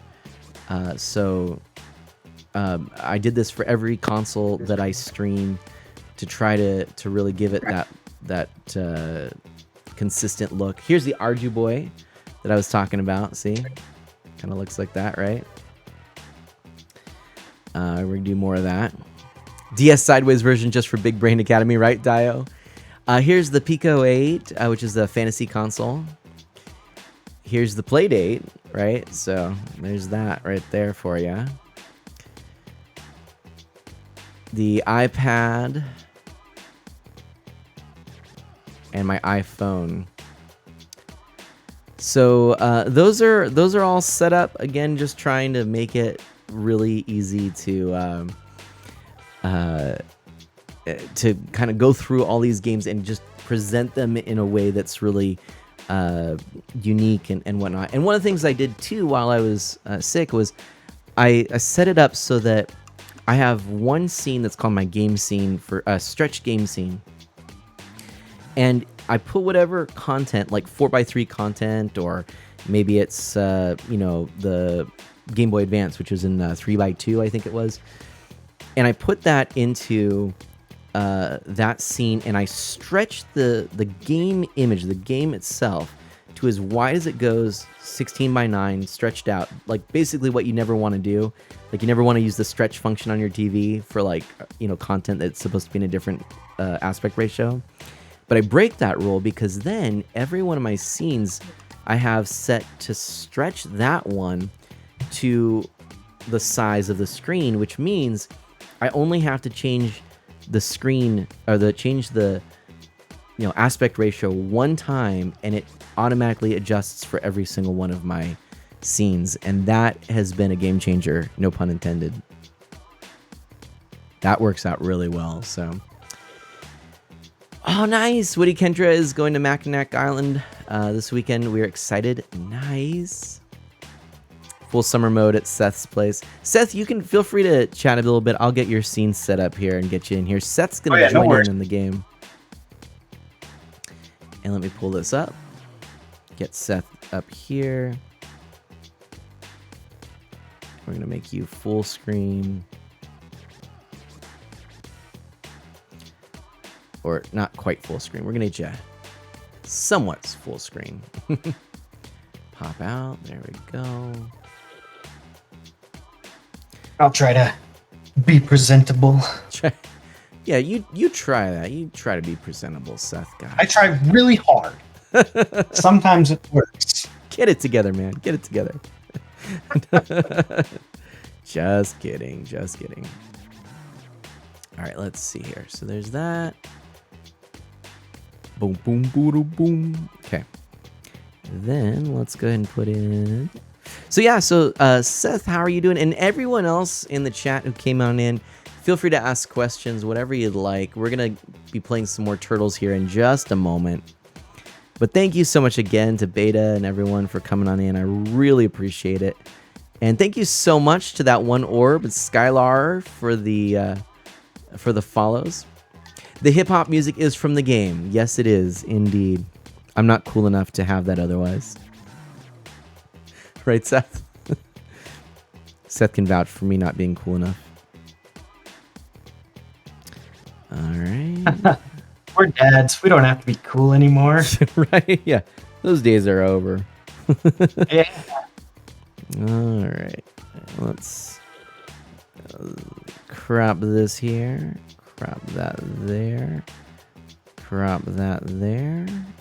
People are going to see your cool background here, Seth. It's going to be fun. You're right, Chrono. Chrono says, yes, it's done. The music in this game is done by the same guy who did Sonic Mania. His name is T. Lopes, and everything he does, I am a fan of. High praise indeed. High praise indeed. Sadly, we're not going to get to see your Turtles arcade cabinet in the background just because I don't have the space here. But there is one, friends. It's in the background very appropriately. If they want to see it, I can point the camera at it. There you go. For there a you go. But now I can actually just pop over. Oops, I gotta also reactivate the games. Let me do that fast. And then we're going to be right back. Yeah, Twitch, at it. You can swap turtles on this screen. You just press the B button, and it will let you change your character. Yeah, Barry, thank you so much. Also, we're going to get Chrono in on the game. Actually, I got to do that too. But let's go out of here, and let's see Seth. Are you all ready? We're going to do a fancy transition. We're going to do a fancy transition. It's going to Seth in 3, 2, 1. Hey, there's a Seth up there. What I didn't do, which I actually probably ought to, is add your name there. I'm going to do that too, just to be extra fun. We're going to see, doing all these things on the fly, I'm really impressed with how things got set up. Makes it a lot easier to do stuff like this. But yeah. Yeah. Am I in the middle? Should I scoot to one side or another? Because I know I sit offset from my camera. You're enough. You're fine. Good. It's all good. All right, Haskell. So, for those of you that came in, it looks like we had some raids while I was gone. We are talking about what your point of reference is for Teenage Mutant Ninja Turtles. For me, it was the NES video games. For a lot of people that I've been playing with, it was the old classic movies. You have the 87 cartoon, the 2003 cartoon, the 2012 cartoon, the Michael Bay movies. There's a whole bunch of different ways you can know Teenage Mutant Ninja Turtles, and we're just trying to get everyone's perspective. So True. It's been a really interesting discussion. Yeah. I'm actually really happy that you brought it up. I mentioned for me, I'm very familiar with the arcade games, not as much with with the original NES games or the later games, but like the arcade games especially. Super Nintendo games, yeah, that's kind of where it is for me. So, and X500MT says, Cat Jam doesn't work here, but this emote should. There we go. Let's see, and T. Lopez is a great musician. I didn't even mention. So yeah, is T. Lopez from this? Is that who does the music for this? Yeah, T. Lopes is the guy Lopes. who did a lot of the tracks for this game. Well, shows how much I know. I didn't get that right. Well, that's good to know. Oh, I can show you something that I. So over in the corner, I have. Whoops. Yeah, there's no way you're seeing that. Yeah. Do you want me to make you like full screen real quick so that people can see? I have the 1-Up our Teenage Mutant Ninja Turtles arcade game, and so when that came and was dropped off, I was really excited, and my kids didn't quite understand what was going on. They're like, Dad, what are you so excited about? that's in this box? And I was like, oh, there's an arcade game in the box. And my kids are like, what's an arcade game? They didn't, of course they don't know. And so I predicted that this would happen. And because my kids had no exposure to Teenage Mutant Ninja Turtles. And so I picked this up off Amazon.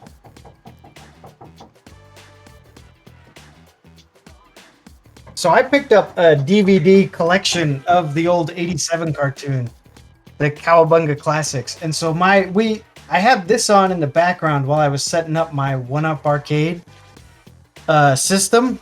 And the kids watched this, they liked it, and that became their point of reference for the rest of the Turtles. And so when the game started, they understood, oh, okay, you can pick one of the Turtles, Shredder is the bad guy, and, we need to save April. That was, that's pretty much all you need to know to understand the games. Right. So I watched a few of these episodes when I was a kid. A lot of those on there were new to me. So, but yeah, there's a lot of good ones on there. That's not something I've gone back to like 2 or 3 episodes of the Turtles show from like a random DVD or something I found one time. And I honestly was like, ooh, this is kind of hard to watch. I was not sure I could keep up with it. I feel like that was just the case for all the cartoons when I was a kid. I also have Darkwing Duck back here. And I was watching that with my kids, and I was just, just relishing in all the nostalgia. And my youngest brother, who's 10 years younger than me, was here as well. And they get done with an episode, and he's like, and aren't you glad we don't have cartoons like that anymore, kids? And I was like, no.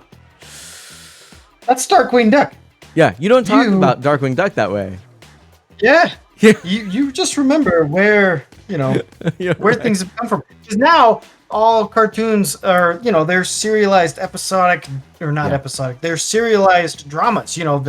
There's character development over the arc of a season and everything. And when I was a kid, everything was a sitcom because you had to create the problem and have it completely wrapped up by the end of the episode, because who knew what order they were going to be played in and if you were going to miss any. So yeah, I actually think that that's one real advantage of streaming, totally.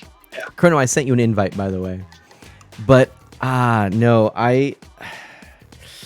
it's funny. I'm definitely aware that I have, speaking of, hey, look, this is proof of what I was saying. This is my stretched cam.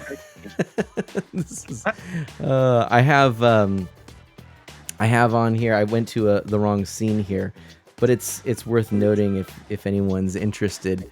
That's what it looks like if I'm doing a 4:3 aspect ratio. I can just do that, but I meant to do that. I meant to do rather this. Here we go.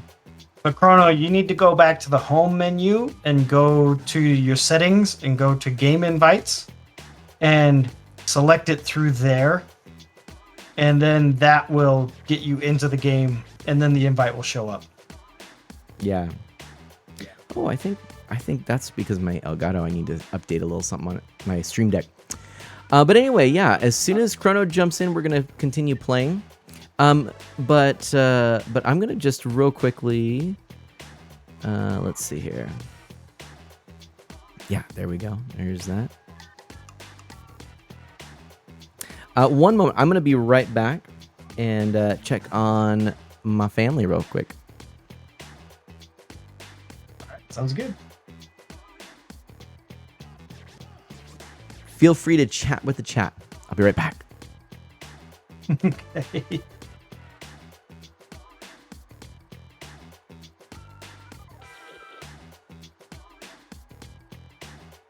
Sit there and enjoy the funky beat.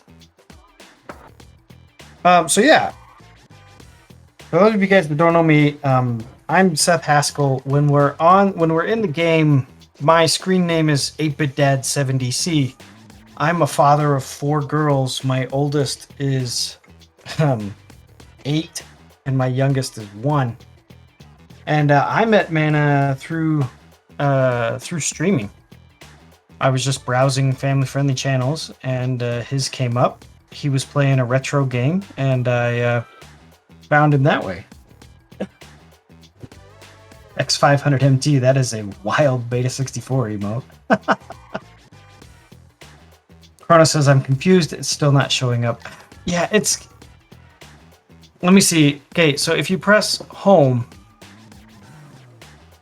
up where it says Chronolocks page, yeah. If you go there to where the user settings are, if you go down 3, it'll be online play invites, and then one of them will be, the top one will be invite from Art of Mana, Teenage Mutant Ninja Turtles Shredder's Revenge, and when you click on the invite, so go into the invite and press A, and that will boot you into the game. There we go. We're almost there. I want to... Chat jam. Oh, okay. I love that. I love that, too. It's a great emote, actually. I am back, so I want to give some exciting news. So you might have... maybe you heard some knocking on the door, and that was something I was like, oh, I got to, like, get to kind of check and see what's going on, because like persistent knocking, and usually Mana Sprout knows, I'm streaming, like she'll knock if she needs something, but generally, like, she doesn't, and I'm like, well, shouldn't be anything serious, I don't know, I'll go check. Actually, she was super excited. She just took a COVID test and it was negative. Woohoo! Yes, that's what we want. Yep, that is a big yes. We had COVID go through my house like a year ago. Everyone tested positive except for myself, and so my job was just to take care of everyone. Yeah. It's awful. It really is. So super happy that she's on the mend. But yeah. I think let's see if I go back here. Can I hop out? Yep, let me get back in. Oh, yeah, there we go. We have Barry, and then we need you, and then we have to get... do I need to send you another invite? No, I can use the same one. Prona says, I hope my internet's not too crazy. You are playing with the Switch, right?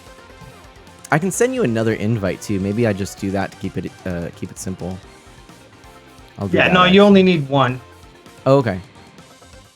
Yeah, once you get in, then you can get back in with the same invite as long as you're playing. Now you've been talking up April. Do you mind if I play as April a little bit?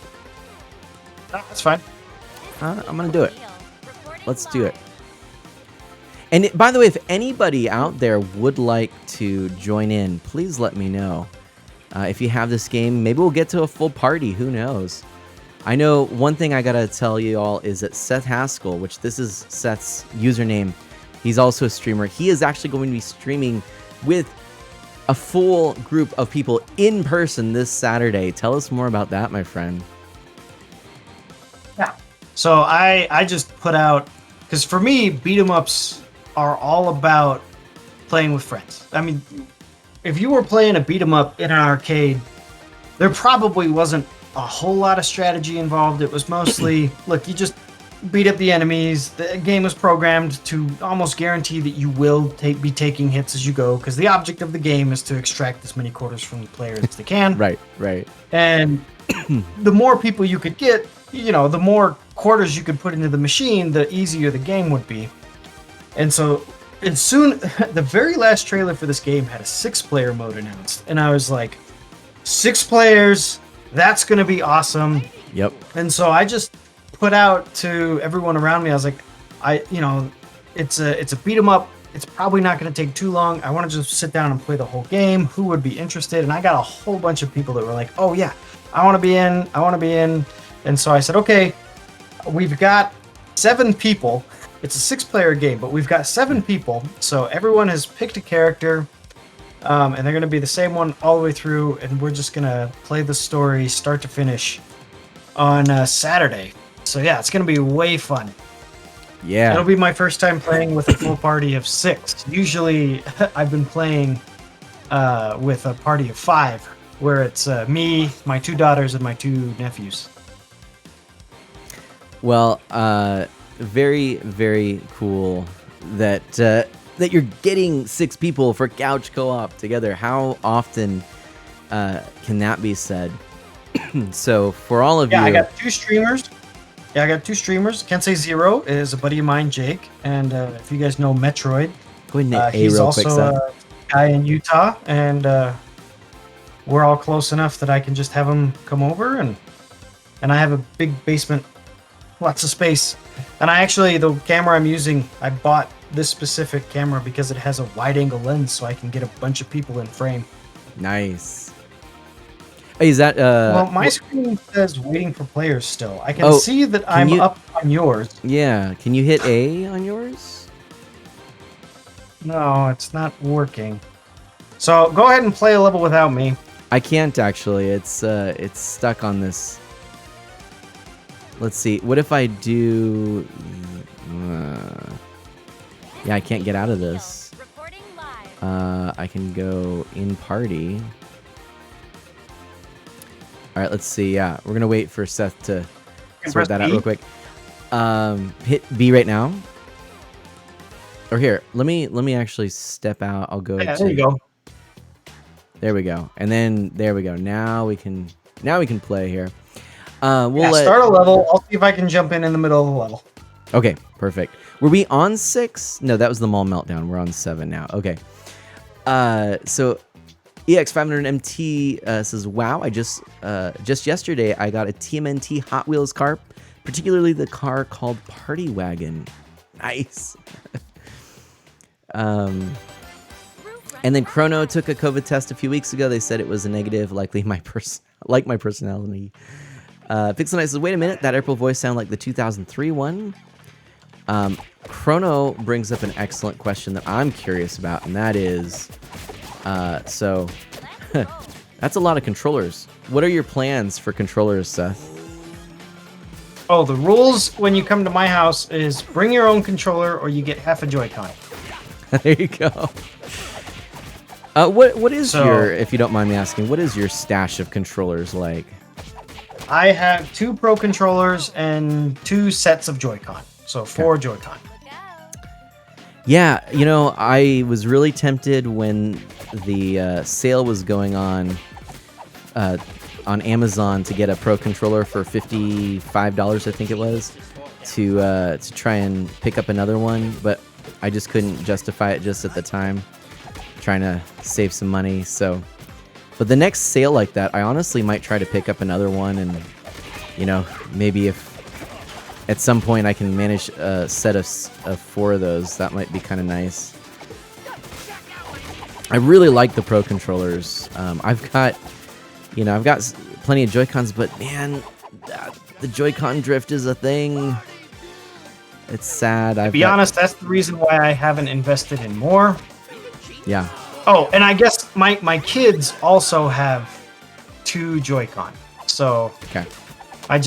they're not in the basement, so I always forget about those. Good news, you're in the game now, so that's awesome. Yep, I'm in as Mikey. So we've got 4 turtles, and honestly, now that I've switched to be April, even though she's kind of the character that stands out the most, I can't even follow who I am because there's so much action going on. Press L2. That'll bring up your player marker. Ooh, thank you. Yes, we have had that problem. That is super And handy. when I play it with 6, I'm gonna turn off screen shake. Oh no. Hey Masters, gotta love those new old games, right, Masters? Oh wait, I just went to the totally my the wrong brother. screen there. Couldn't see what was going on. That is a Yeah, real Master handy Zero is feature. my brother Josh. Oh, right on. And Yeah, I posted in my Discord that I was streaming with you. thank you. Awesome. Welcome on in. Lovely to have you. And also, Animate Barrel just broke down and bought another Joy-Con because of drift. You know, I did hear, and I don't know all the details, but apparently you can send your Joy-Cons to Nintendo. you run the risk of them replacing your Joy-Con with a standard color if you have a limited edition or special edition Joy-Con. But theoretically, they're supposed to replace Joy-Cons that have drift for free. I have not yet done it, but I might actually send mine off and report back on it. I'm a little nervous to do it, to be honest, but we'll see. Oh, well, all right. Have you had Joy-Con drift, Seth? Yes. Yep. That's the reason why I haven't, because I have like 10 Wii remotes, Yeah. but I can't bring myself to just buy another Joy-Con every time they come out with a color I like. Yeah. If they were not, if they were more reliable, I would absolutely have done it. But unfortunately, yeah, just. Ooh, Master Zero says, and by the way, I'm so sorry I totally messed your name up before, but I can confirm you can send the Joy-Cons in. I did that with 4 of mine, and Animate Barrel is all excited. So, do tell us more. So, what was the process like? Zero, was there any issue that you had? Do you have any recommendations? I think Animate Barrel may be real excited at this point to know that she can do that. I think TMNT 4 might be the main inspiration for the new TMNT game, this one here. I think you might be right. There's an awful lot of TMNT Turtles in Time in this one. Yeah, for sure. I gave Donnie some boost. Thanks for reviving Barry there, Chrono. But I didn't. The other strategy that my party of kids came up with fairly quick was, to revive someone, one person holds up the pizza, and then another person goes up and uses their special to guard them. Such a good idea, yeah. And the kids came up with that one by themselves. I didn't have to coach them into that. They were like, love okay, it. I'm I'm going to go heal them, and you go and guard me. And guard me means you walk up to where they are and use your special so that no one can interfere with the pizza healing process. Can you remind me the ages of your kiddos? Or rough, if you don't mind sharing that info. You don't have to. No, I did while you were gone. Okay. So my nephews are 12 and 8, and then my daughters are 8 and 6, and then the 2 cheerleaders are 4 and 1. Oh, we got Bebop quick. Ooh, yeah. It's Someone's nice to have putting in work 4 of us there. here. There we go. That's some hype right there. Oh wait, we didn't actually complete it. I really thought we had beat him. I was reading chat. This is the struggle of streaming, you know? Yes. I will admit that's one of the things that I'm even though we have 7 people for my big party stream on Saturday. I'm like, okay, 7 people. That means that I will be able to regularly take breaks and pay attention to chat. Yeah. In theory, right? Yeah. Master Zero says, very easy process. I just Googled it. You send in info with how many and email. They'll email you a thing, something that goes on a package that then go to UPS. That was all. I got them back between 4 and 6 weeks. Come on, let's go! So here's what I would say is I've got a few different Joy-Cons because my original Switch went out. Mana with most KOs. Nice. Thanks, Chrono. Let's see. Let's take a look here. So I've got... Yeah, that's right. Okay, so originally I picked up the gray and the blue Joy-Cons because those... I got the gray Switch as opposed to the neon when it first came out, day one. I wasn't quite convinced by the 2 different colors right away. I think I grew to love it, but when it first came out, I'm like, nah, I'm gonna stick to like a more solid color, with the gray. But then I also wanted another set of Joy-Cons, and I liked the color of the blue, so I thought, well, I'll get the blue. That way I can either mix and match or have two of the same color. And sure enough, I ended up mixing and matching more often than not. So both my gray and blue left Joy-Cons are not working, unfortunately. By the way, I love this level, you know, just reminiscent of the futuristic hoverboards in the Turtles arcade. And I really like how they telegraph where characters are a little bit better in this one, especially the flying characters. Oh, Master Zero, thank you for that follow. Thanks for joining the Friends of Mana. Thank you so much. They'll send you the Joy-Cons back, or send you a new one if it's broken. I had one with the Bowser sticker on it. I never got it back. A little sad.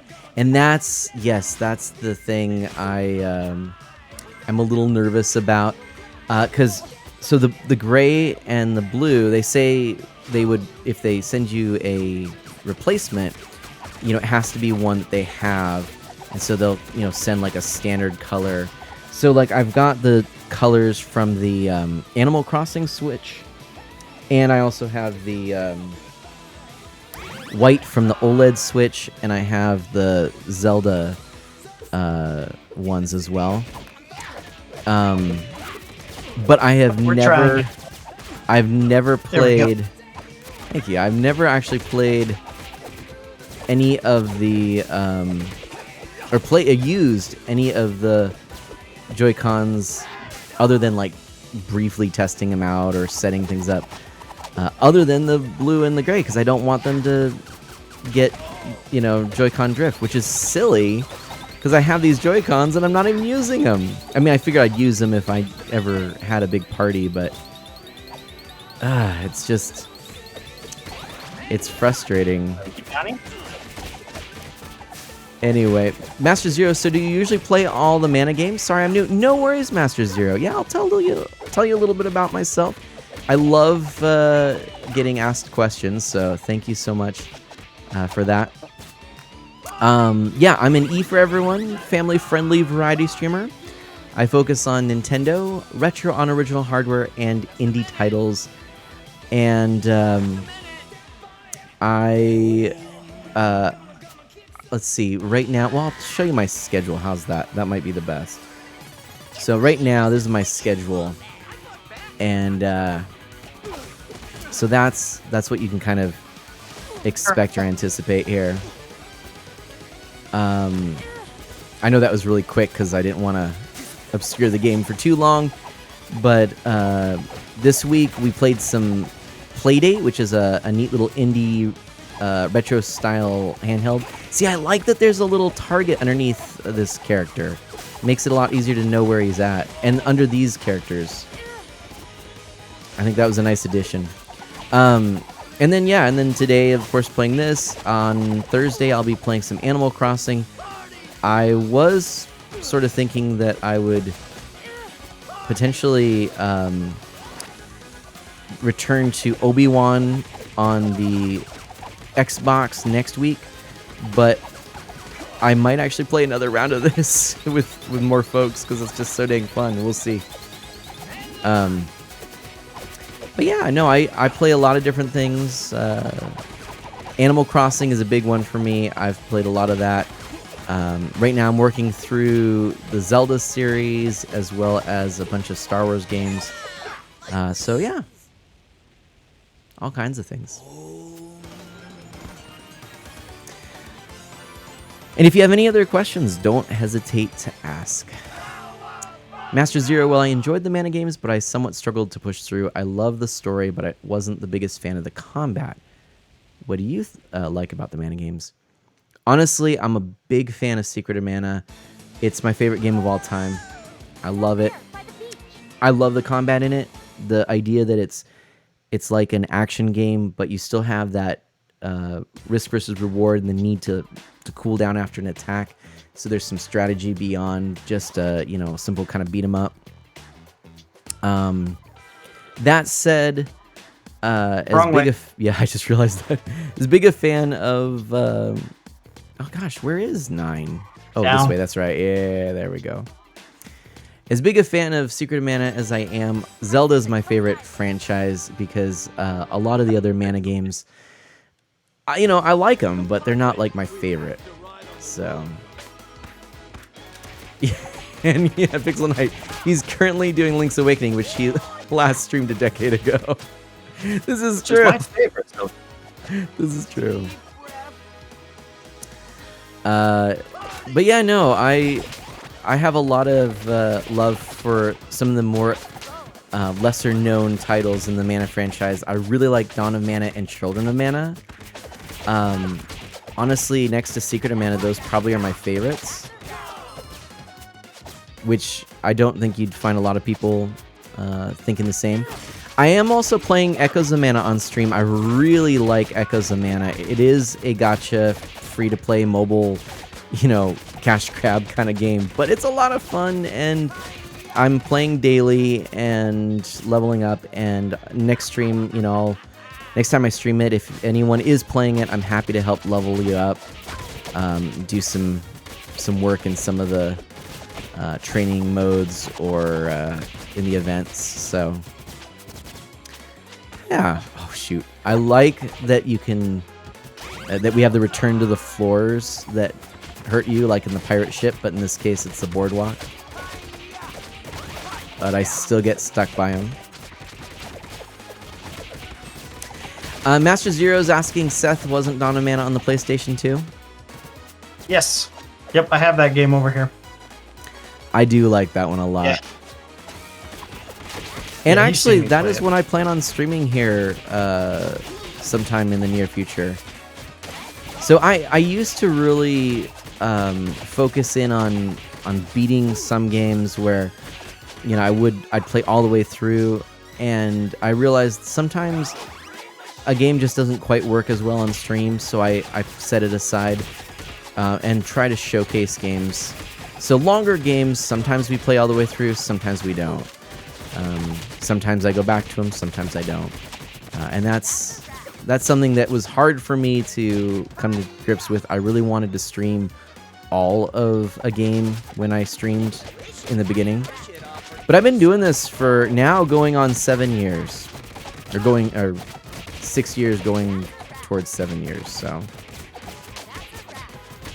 A lot of streaming. Do you share your big story with Secret of Mana or not? Because I've never heard you tell it. Really? Yeah, I've brought it up a few times, but you've never told it. So I just assumed that you didn't share the story, that it was a personal story or something.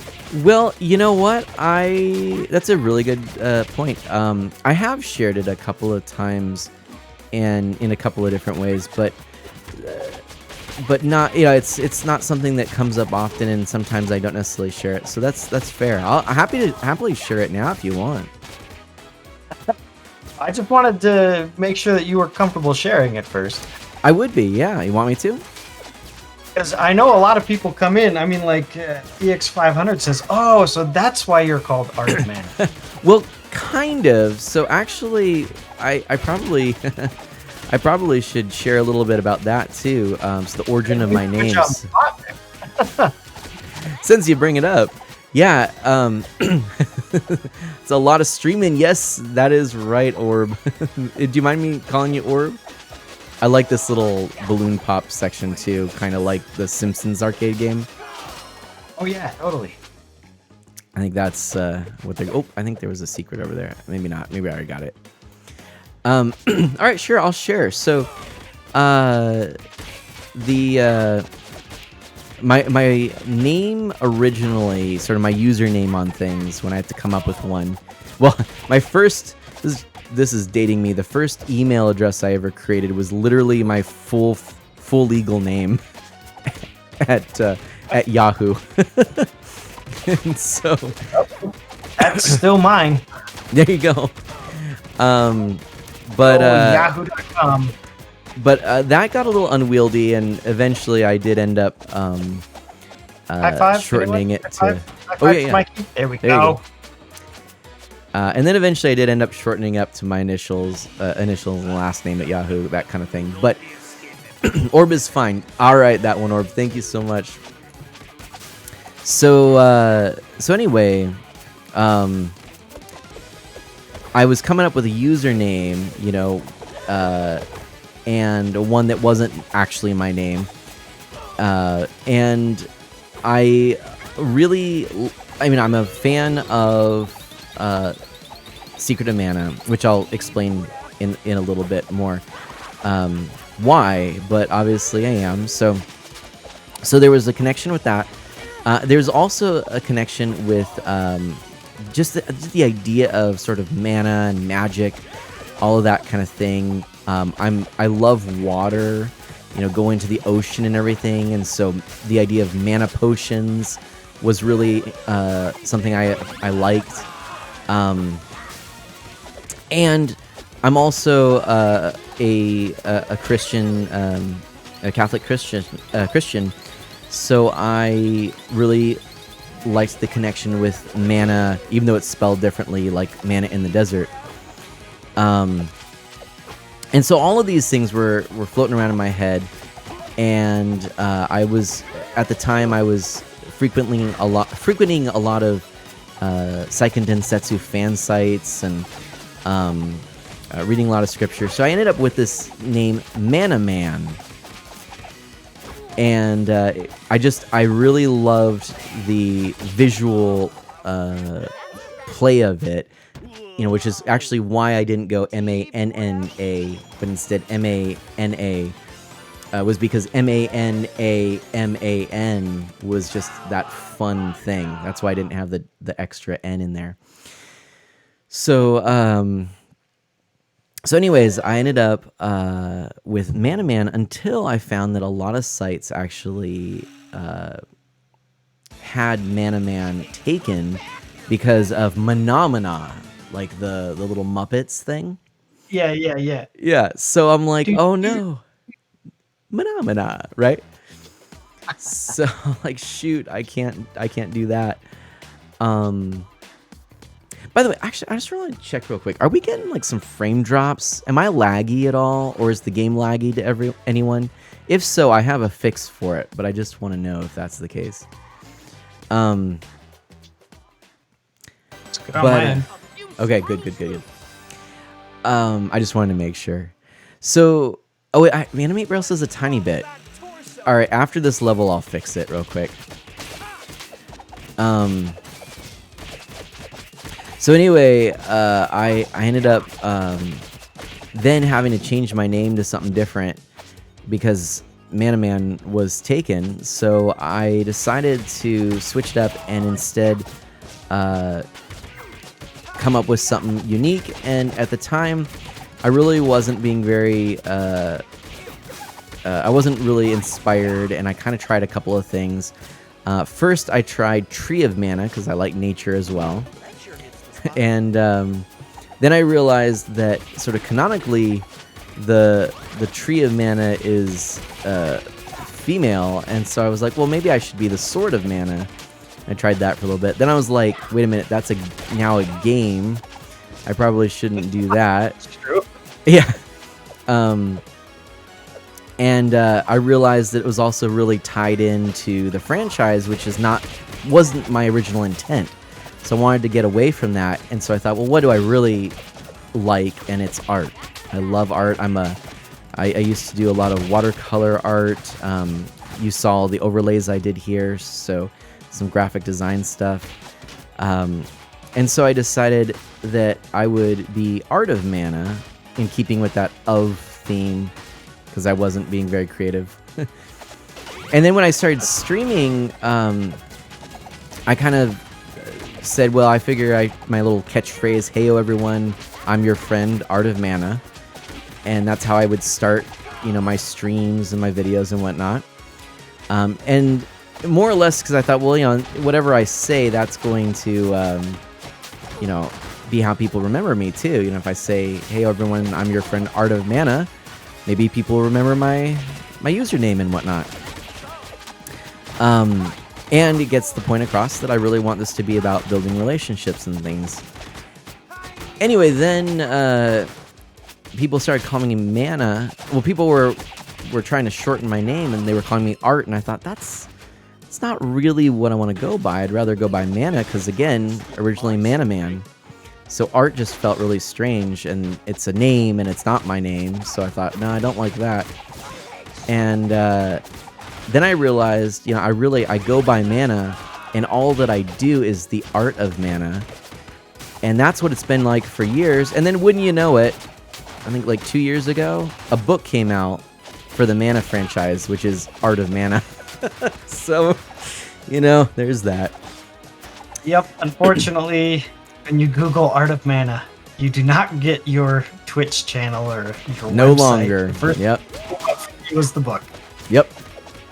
Which is like, no. So, hey. And, since I used Seth Haskell, there's already like 4 YouTube channels called Seth Haskell. And, Are there really? Oh, no. oh, yeah.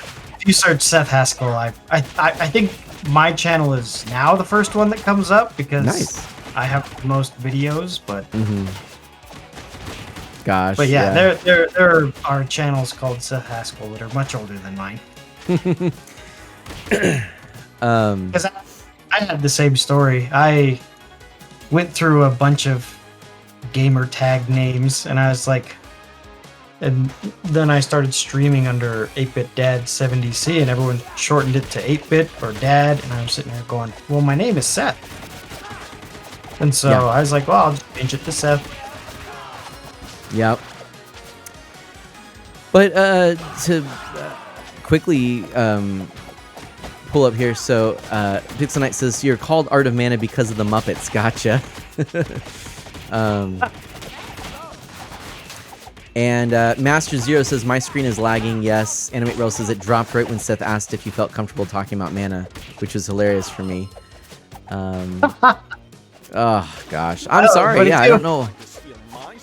I'm not really sure. Maybe that's why I've never heard it before. It's not that Mana won't talk about it. It's that my screen always lags when he brings That's it it. up. Yeah, right.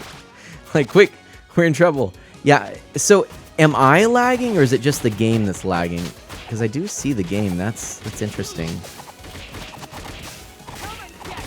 But Animate Barrel says there's 5 other Animate Barrels as well.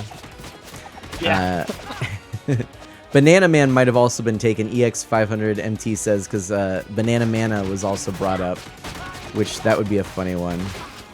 But let's see here. I'm like hiding around here. Raph, high five, Mikey. Oh, there we go. There we go. High five, Raph.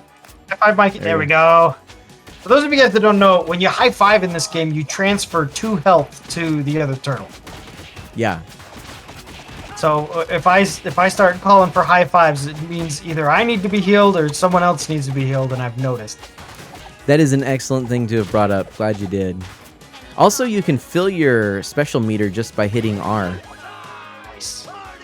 Oh yeah, I tweeted this out, but when I was playing this with my kid party, because they are not familiar with Teenage Mutant Ninja Turtles, and they also did not know all of the weapons, they came up with a bunch of different names.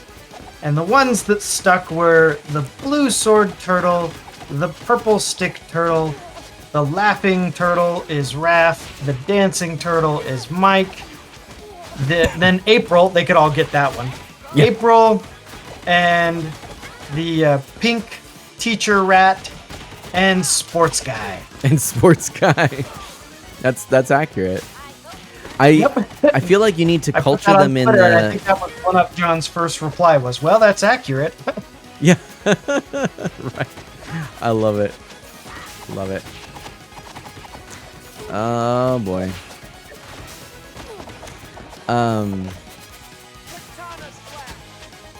And then Animate Barrel says my username comes from me wanting to have a name that had no connection with my real life identity in any way.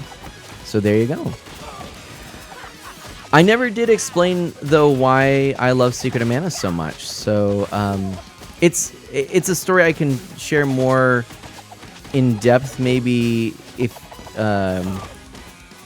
when I'm playing the game and I kind of reminisce on it and stuff. But suffice to say, I mean, really, it comes down to a ton of nostalgia. My cousins, we did it. Oh, I'm gonna fix this real quick, and then I'll share the story. How's that?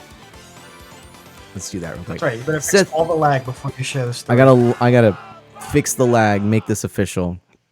I'm surprised that doesn't come up as very often. I thought that people would be asking because every time, and maybe it's because when you play, Animal Crossing, I don't think people are bringing up Secret of Mana while you're streaming that. That's usually true. Usually when I'm here, we're talking about retro games, and eventually Secret of Mana comes up. And right. So I thought that would be a good candidate for like a YouTube video that you would point people to and say, "Oh yeah, my name and my story. Yeah, it's in this YouTube video." Maybe I should do that. Actually, it's not a bad idea. Like try to actually create some kind of a video to point people to. But one of the things I really was careful about is I wanted to make sure people knew it really isn't, contrary to what you would think, just because I like Secret of Mana. That's actually not really the reason. Because I know that a lot of people that are familiar with Secret of Mana have just kind of put two and two together and been like, "Oh, Art of Mana. Mana's favorite game is Secret of Mana."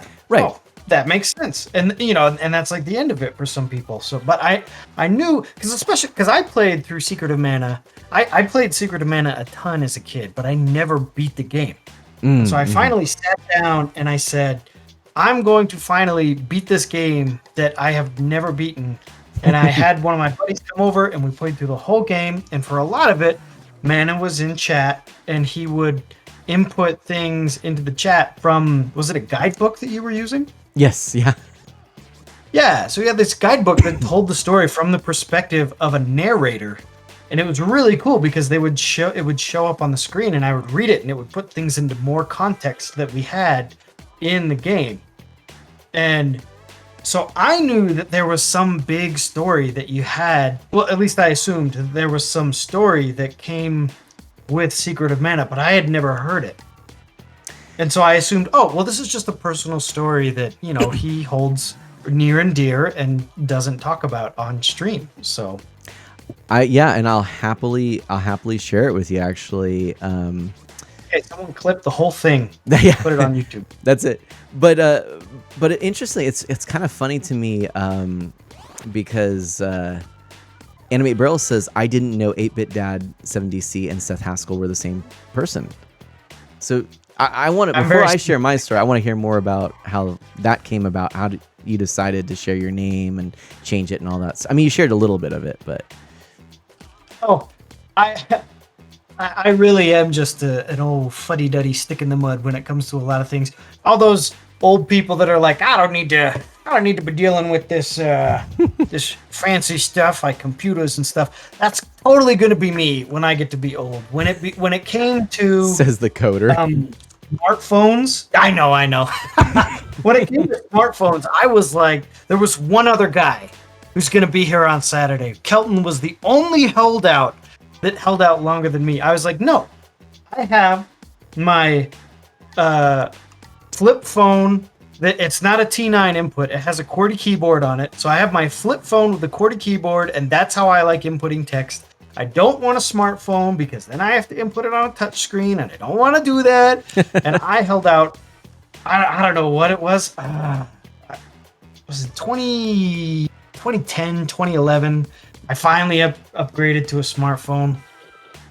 Oh, and it was, even then, I only upgraded to a smartphone until I could get a smartwatch paired with it so that I could text through voice, because I did not want to use a touch screen. Really? And the reason I bring this up is because when gamer tags and online play came out, all I wanted to be was Seth. I just wanted to be Seth. And so I think the first time I played online and it wanted me to pick a name was like old PC games. I haven't played too many MMORPGs, but I played Guild Wars And I was like, I just want to be Seth. And it's like, no, you can't do that. It's already taken. And I was like, okay. Well, what do? You put numbers in it. And I was like, okay, I'll be 00 Seth. I like James Bond. I'll be 00 Seth. And so it was just 00 Seth. And then when you got PlayStation Network and other stuff, I was like, okay, you can't use 00 Seth. Someone's using that. And I was like, oh, well, that's dumb. All right. And at this time, I was busy trying not to fail my college classes. And I was in the middle of trigonometry. And we were going over how you couldn't divide by 0. And I was like, that would be a really cool, like, MacGuffin plot thing, is that, someone somewhere divides by 0 and warps reality, and now they're, gain superpowers or something, just that would be a quirky story about how something happened. Is someone divides by 0 and the probability gun goes off and everything goes crazy. So I was like, okay, I'll do divide by 0 as my username. And of course, someone was using that. And then I was like, okay, I got to come up with one that's wholly unique. And at some points in one of my college classes, they were like, if you were to have a coat of arms, what would be in it? And so you take a shield and you divide it 4 ways, and you put things that are meaningful to your family in these 4 places on the coat of arms. And I was like, okay, if I had a personal coat of arms, what would it be? And I was like, well, video games are a big part of my life. Family is a big part of my life. Marriage is a big part of my life. And religion is a big part of my life. And so I put those 4 things on there. And eventually I was like, okay, now I'm going to make these into a username that'll be wholly unique, that nobody will be taking. And I was like, okay, video games, the most nostalgia-driven part for me is by the old 8-bit consoles. The NES, the Game Boy, the Game Boy Color. Okay, 8-bit. Okay, family, fatherhood, really important to me.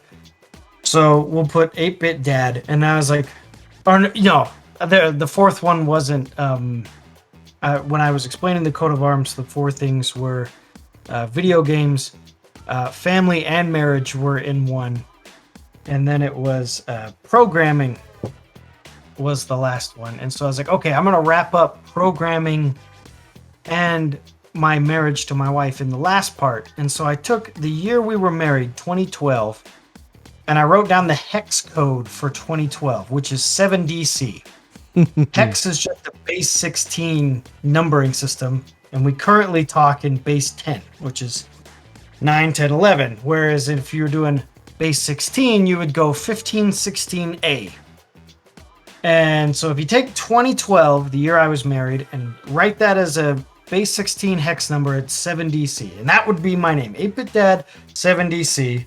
And then I told the end of the story where people would shorten it and try to call me other things. And I was like, I still want to be Seth. So I just switched it to Seth Haskell, which is where it is now. I love it. I love it. And actually, Seth, I'm going to do something here real quick. Guest. Yeah, I noticed you pulled up an extra window on here. I did, and you are going to be full screen. Look at you are full screen, Seth. Right there. That's where that's happening. I am dropping out of the video call. There. Close that down. We're going to actually minimize that entirely. That should save us some frames there. Now you can see it, everybody. You can see Seth full screen. You can see the arcade cabinet right there. That's where it's at. That's where it's happening. So, yeah, there we go. Yeah, a Moogle on my shirt. It would have been nice if all while you were sharing stuff, that was what was up. But my apologies. That's okay. Yeah, I was recently playing through Final Fantasy VI on my channel. We're actually going to be starting a new game, Voice of Cards. So yeah. Nice. And looks like so, a video wall. Yeah, no, this is my collection. It's just stuff that I've amassed over the years. I don't collect as much anymore. That's right. Power Rangers and Mega Man, nice combo. It's true. It's true. If I could get a dream, if I could get the people over at Tribute Games to make another game like this, I totally want it to be in the Power Ranger game. Because I mean, if you're gonna have a 6-player beat 'em up, there's 6 Rangers done. Nice. All right. Well, I think I'm gonna just do one real quick thing. I think we're ready to go. And I'll share a little bit too. But oh yeah, EX500MT had a good question there. If you wanna. Yeah, I actually have a big scar on my hand. You can't see it from installing those lights. Oh, let's see it again. What? Oh, you can't see it very well. It's faded, but oh no, a little bit. Right. Big scar on my hand. No. I was pushing those lights are in little channels, and I was pushing the channel together, and it just sliced right into my hand. Walked upstairs, my hand was bleeding, and I knocked on the door. My then 4-year-old was on the potty, and I barged in, and she goes, "Dad, privacy!" And then she saw my hand and was like, "Are you okay? What's going on?" And I was like, "I'm fine. I just need to put a little cool water on my hand, and I'm gonna go to Instacare." And my 4-year-old was not happy, but luckily, since Dad had a cool attitude about it, she was like, "Okay, it's gonna be okay." And so I just explained to my wife, I got a pretty deep cut in my hand. I'm gonna go to Instacare, and they glued it together. I didn't even have to get any stitches. That glue it's pretty good stuff. But what I want to know is Master Zero says there's a story where you shot your own lip with a nail. So this house, I spent a year building it before I was ever a streamer. And there's earthquake straps. And I was told to install the earthquake straps with a nail gun. And earthquake straps are made out of metal. And the people that were instructing me were my in-laws. My father-in-law's a general contractor, and my brother-in-law works for him, so they're much better versed in using tools like a nail gun. And so I missed once, and the nail ricocheted and got me right in the lip. And so I actually have a video of me pulling it out. Pretty gnarly video. Oh my gosh. All right, that's not what I was expecting when I heard that you got shot in the mouth with a nail, but that's just goes to show you can be as careful as you can be, and sometimes accidents happen, right? And then they gave me the proper tool, which was a pneumatic palm pounder, which is what I should have been using. Yeah. To install those. So. Yeah, sometimes power tools are not what you need. Yeah, because let's see, Chrono's like, you built your house, whoa, and I did, but that doesn't mean I'm good at it. There are lots of things that are wrong with my house, and occasionally my wife will be like, "Oh, well, this is wrong," and I said, "Well, you hired a software engineer to build a house, so it's not going to be perfect." It's the wrong kind of engineer. No. Exactly. My kind of additional question, following up on everything. I've altered the stream, which is, it's a good learning process here. I'm learning if my updates are working the way that I expected. Is the game more fluid now? Do you see any kind of lag? I think we fixed it, actually. I think it's looking a lot better. But I'd love to hear what you have to say. And one thing Master Zero says, yes, he did. It was a lot of hard work. And Master Zero actually did all of the electrical work on my house. What? He is an electrician by trade. Nice. And so, yeah. Yeah, I didn't, when I say I built my house, what I mean is I was there for the whole thing. But I definitely was utilizing a lot of family, had a lot of help. And yeah, Master Zero was one that definitely put in his fair share. He did all the electrical. Dang. That is awesome. Master Zero, what a gift that is. That's huge. It looks like we've resolved the lag, and I should have known it. I was pushing things. My constant challenge is CPU usage, and so what I ended up doing originally is I thought, well, I freed up some CPU usage. Let's go ahead and just use Discord on my main streaming computer here. And what I'll do is I'll just capture my second monitor here, and that's how I'll capture you. But really, what I needed to do, and I should have just done it from the start, because this is the way I typically do it, is I actually just... high five. Yeah, there we go. Yeah, I just ended up using my gaming PC I just connected to Discord with an alt account, in this case Otter Mana, my alt account, which is why in our call you see there's Otter Mana, and so now I have on my gaming PC, which I'm capturing with a capture card, a full screen image of you, Seth, which is how I can actually easily pull you up full screen now, and not lose quality. So instead of having you in a corner of my second monitor and capturing that for the deal. So right, where you have to crop everything. Exactly. So anyway, yeah, that's my little trick. I think I've been thinking a lot. Maybe you might be able to weigh in on this, but anyone feel free. Actually, I've been trying to decide. I have an opportunity for my new job to get a new computer. And there's a part of me... By the way, I love this allusion to Turtles in Time right there. Love that. Oh, if I'd only made it a little further, I would have been okay. But I've been trying to decide if I get a laptop... I'm thinking about getting a Mac. But then I was like, even for my new job, I'm thinking about doing some streaming too. And right now I use this laptop, and I'd be using it for streaming and recording for my new job. But maybe I need to look at getting a laptop, a Windows laptop to enable doing that aspect of things.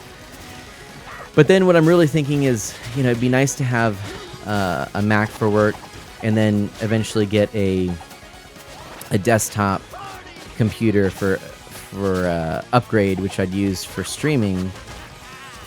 But then I'm like, I don't really like the idea of foregoing the laptop for streaming, because sometimes I do stream from other locations. It's tough. I don't know what to do. I always tell people... Oh, there we go. Really, the only reason you would get a desktop over a laptop is if you're going to upgrade it incrementally over time. Oh. The laptops you can buy are just as powerful as a desktop, and if the trade-off is portability versus upgrading, if you just want to pop in 8 gigs of RAM down the road, it's going to be a whole lot easier to do that on a desktop. But if you can get that up front in your laptop, they'll put it in for you, and you don't need to do it. So, So the other thought then, because what I was thinking is that actually helps me. Maybe what I'll do is I'll get a Mac for work. I'm looking at the MacBook Airs, and maybe waiting. I'm not sure about between the M1 or the M2. I'm like, I should maybe just wait for the M2 because it's coming out, but then the M1s are so good that I'm like, maybe I just go with that. They're known, like, we don't know if the M2s will end up having issues. Who knows, It's a new form factor. Maybe there'll be issues with the form factor. I don't know. But then maybe my next upgrade would actually be a laptop for streaming. Just get a more powerful streaming laptop. And then, I have the desktop computer for gaming, and that makes sense because, of course, you can get the, graphics card and stuff. But with prices such as they are, I'm eking out as much life from this desktop, which is now actually, frankly, it's about 7 or 8 years old at this point. But it's still playing things like Jedi Fallen Order with minimal hiccups, so I'm... Yep, when I started, I bought this laptop, and it is strictly for video editing and streaming. Mm-hmm. And if I play games, then I will pull out a smaller computer that I have over there, and I will do an HDMI out, and I will run that through a capture card and actually run it to my television. So when I'm playing PC games, it's just like I was playing a console. I just have the keyboard and mouse on my desk, and it plays on the big TV. That is actually what I do too. Yep. Someone was asking, I think it was Master Zero. Oh, April has a Sledgehammer. It's actually a news camera. Yeah. Which I love. Pixel Knight is chatting a bit. I will read those. They're longer messages, so let me come back to those. EX500MT says this level must be a sequel to that one dinosaur level from Turtles in Time, which totally, I was thinking that too. And that would make that illusion even more of a meaningful one. Master Zero says is responding to Pixel Knight, so I'll come back to those in a little bit. Oh no! Oh no! Seth went away. Seth. Well, actually, kind of. I can fix this. I'm gonna hide. April's gonna hide for a second. It's all good. We're all good here. My second monitor, it timed me out, but I can go in here, and we're gonna just pull up let's see if this should work. There we go. Hello, is anyone here? Yes, I'm here. Okay. Let's no. Let's go in here, and then we're gonna. Oops, sorry everyone. Trying to do things. Let's grab Otter Mana in there, and then. Oh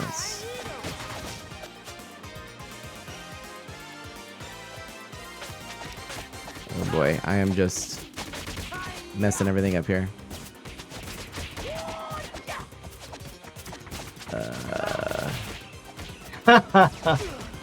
Oh my goodness. There we go. Let's pop you out. And let's go full screen. Whew, okay. So sorry, everybody. Alright, and then I can go over Back from the future. Yeah. And studio mode. And there we go. Seth, he was gone too soon. That's funny. Now he's back. But in any event. Yeah, I may have to at some point, like, I don't know if I have to move the cursor or what to like make sure that I am alive on that second monitor. I'm doing a lot of new things because I've updated all of the overlays, and so I'm still figuring things out, but yeah. Hey, should I share my Secret of Mana connection? Yep, I'm still waiting. I wasn't going to let you end without addressing it. So it starts with this. My family and I were moving, and actually out of state, and we happened to be moving to the same location where my cousins were. And around this time, my cousins were really into the Super Nintendo. And one of my cousins specifically, Baxter Stockman. And I love that it's like the Turtles in Time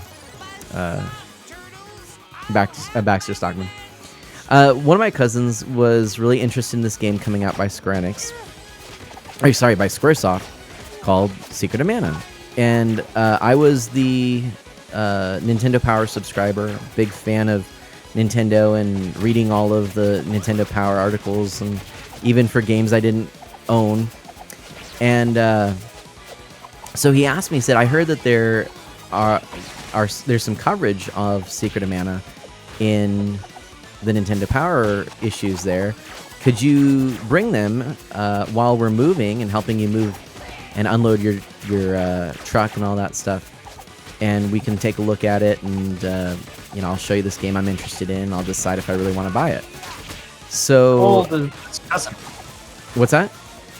How old is it a cousin of yours? He was about I think he's like 4 years older than me. And we were teenagers were we teenagers at the time? If I wasn't a teenager, I was close to being a teenager at this point. I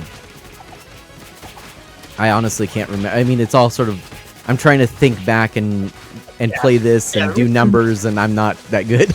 but whatever. Let's just, we were youngish, right? And so he's a little older than me.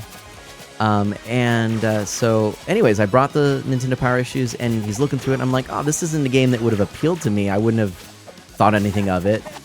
But then I looked a little more closely, and I really liked the artwork, especially in the extended coverage, which was that really cool artwork from the person who did some great Zelda pictures in the Zelda Player's Guide.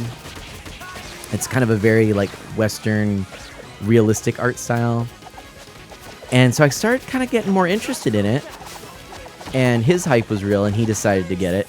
And so the day he bought it, we were kind of freshly moved and everything like that. And I went over to my cousin's house, and the four of us sat down, and it was in their finished basement, and they had a room that they were able to create their own gaming paradise in. And so it was awesome. They did painting murals on the walls, and we took a bunch of my Nintendo Power posters. Sadly, we hung up a bunch of my Nintendo Power posters. I never got them back when they moved. They just took them down, and I was like, no, I should have asked for those back. But and then they had this big TV on a hutch, and I just remember all of us instantly being absolutely mesmerized by this game, thinking it was so cool, the music, the atmosphere. And so then after a little while, my cousins had beat the game, and then my cousin who bought the game loaned it to me. And I remember like a whole summer where I just, I was a student, so I had the summer off, and I just played this game like all summer. And the connections with Arthurian legend, and this whole idea that, the Sword of Mana is the Sword of Legend, known by many names, and there's this just amazing, like almost historical weight to the game. And when you find the section with the videos, I was like, oh my gosh, this is so cool, and this is our world, but returned to nature, and there's all these beautiful moments. I loved, even though it's a little strange. I remember thinking it was so cool, the little island with the two kids, and they're like, we're getting married, and yeah, we're young, but it's love. And I was like, oh, that's so sweet, and there's just like moments where I was like, this is really profound, and the whole, the sprite and the ending was powerful, and I loved it, the music, the atmosphere. And so while I was playing the game, one time my mom asked me to unload the dishwasher, and I was in Eileen's forest, and or Elaine's. We actually, last time I played it on stream, had a fun conversation about how we all remember her name differently. But we were in her forest. Yeah, right. And so the music is, into the thick of it, and which I didn't know the title at the time. I just, I was playing the game, and I liked the music, but didn't think too much of it. And I'm going and unloading the dishwasher, and I just have the game on pause with the ring menu up.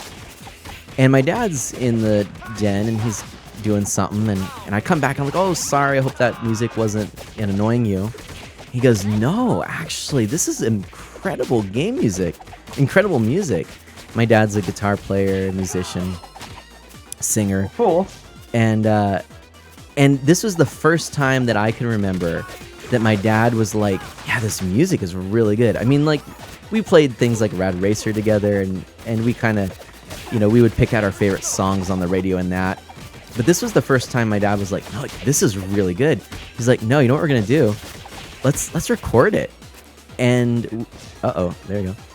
And we actually took a little boombox with a mic and set it up in front of the TV and recorded into the thick of it, about 11 to 13 minutes of it.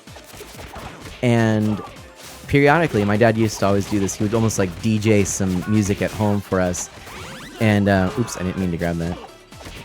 And so we would, he would like curate this list of music, be like on records and, LPs, and then sometimes singles, and sometimes tape, sometimes CD.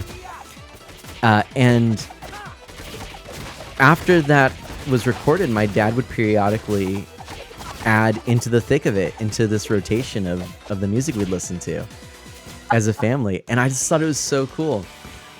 And so kind of all of these things, it just kind of came at the perfect time in my life. Is it a perfect game? No, of course not. But in addition to how great it really is, there's this incredible nostalgia and this remembrance of my cousins, this move to a new state, this time with my parents, that is just so important to me. And years later, my cousin decided to sell all his Super Nintendo stuff, and I ended up buying a lot of it, but the thing I wanted the most was that game cartridge. And so to this day, I have that original Super Nintendo copy of Secret of Mana, and I treasure it because it's a bit of a family history, really. And so that is why I can safely say Secret of Mana is my favorite game of all time. Yep. People ask me, they're like, oh, what's your favorite? Because they know I'm a big Mega Man fan. They say, what's your favorite Mega Man game? Oh, that's Mega Man 4. That's the first one I ever beat. Yep. I remember leaving the NES on for days as I would play through that game and practice it. And yeah, that feeling will always make Mega Man 4 my favorite Mega Man game. So yeah, I totally think that you should create a video with, just the story of the move and the room and the music. Yeah. And just call it, like my history with Secret of Mana. Yeah. Because when you get to that Dawn of Mana playthrough, it's going to come up. I don't think this conversation or the topic probably comes up when you're playing Animal Crossing. Yeah. But I'll bet you when you play through Dawn of Mana, it'll probably come up. That's often. fair. And that's a good idea. It'll be a good way to, just point out other places that people can check you out. I like that idea.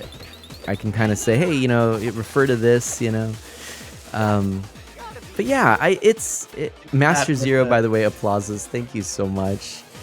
I think it's interesting because as much as I say, Secret of Mana is my favorite.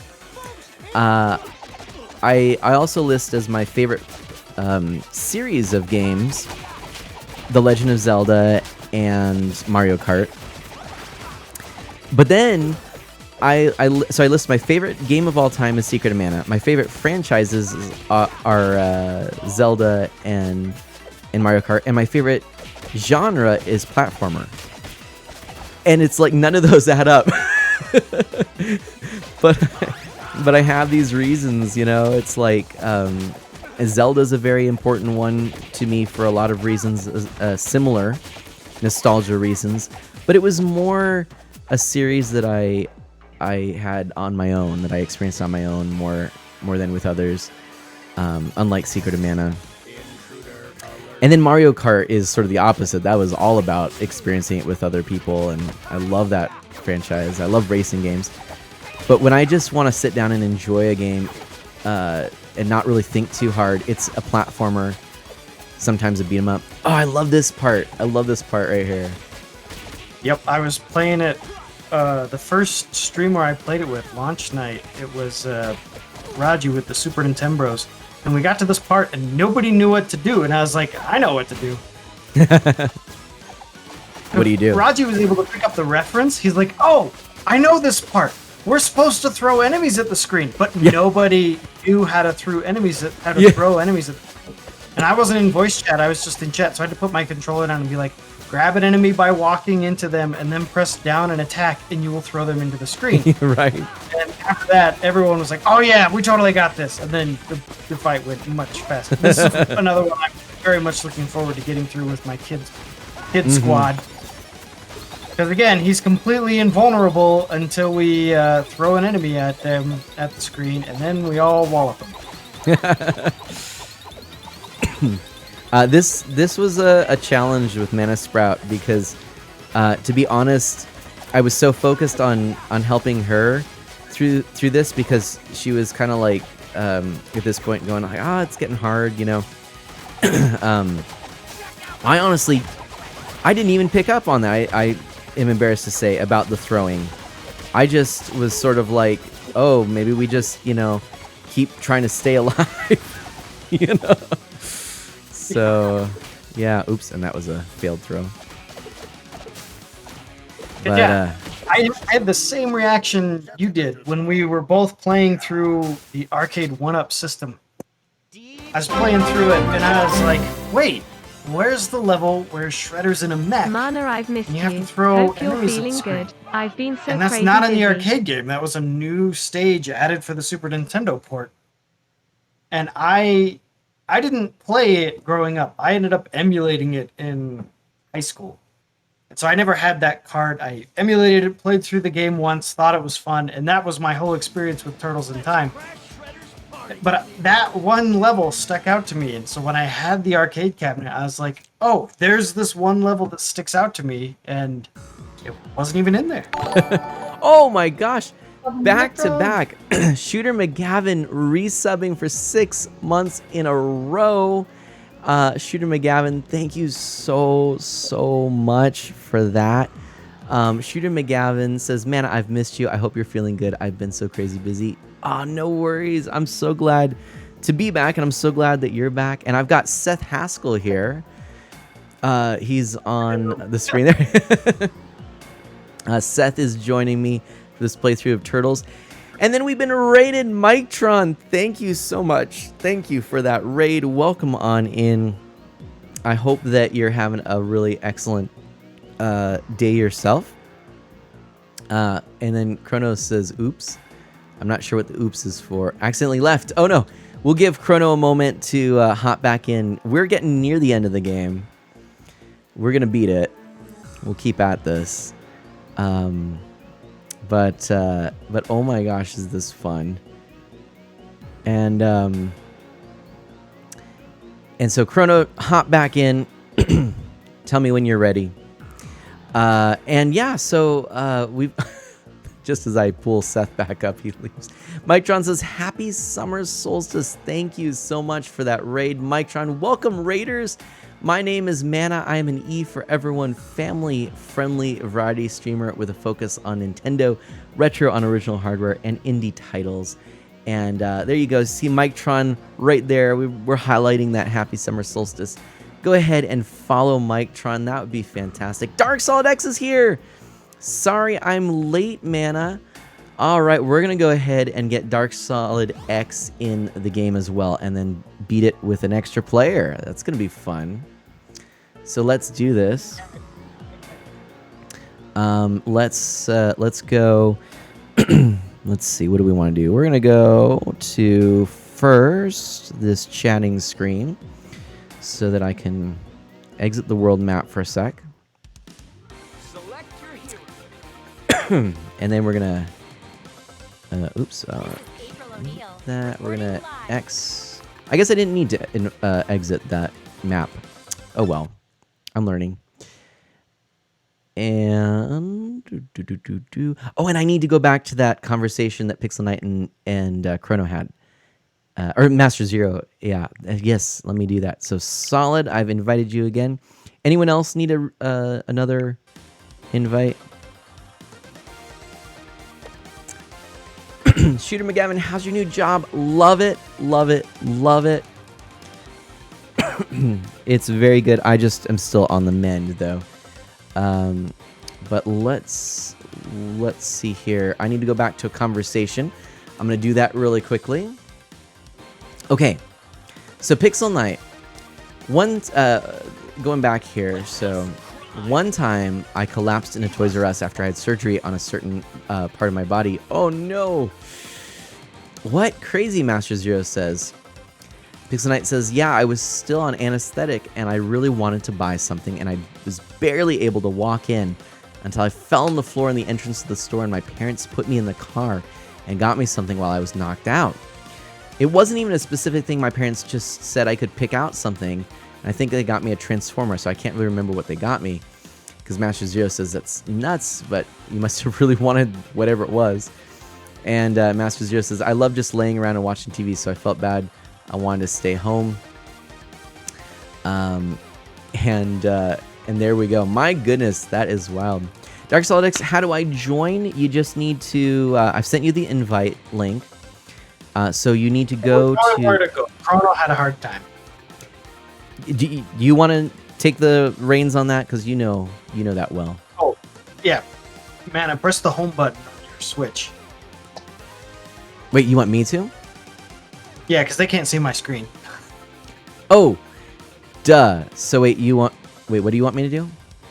Just so press the home button on your Switch. Okay. And then you go up to the cancel Art of our Mana's page.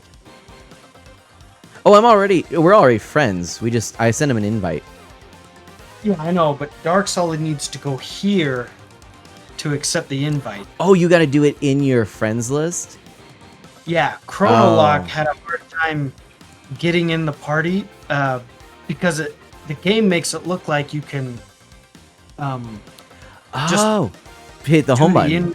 The invite from there, but you have to go to your in this case Dark Solid X's page or Art of Mana's page and go to online play invites and launch the game from there. Okay, or at least exit out of the game and then get back into the game from this screen. So I was hoping you'd show him that screen. Unfortunately I am trying to kind of not show that screen because I don't want to show other people's like friends playtime names, that kind of stuff. Yeah, sorry.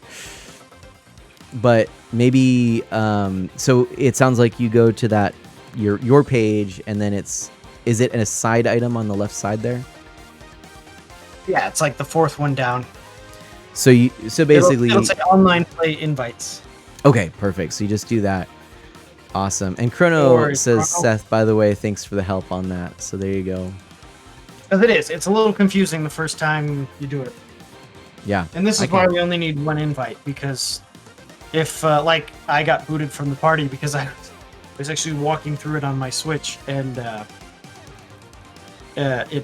I dropped out of the party. So I'm going to use the same invite to get back in. That makes sense. So, yeah. Well, in any event, Dark Solid X, let me know if you have any issues. Well, I'll stay hydrated here. Yep.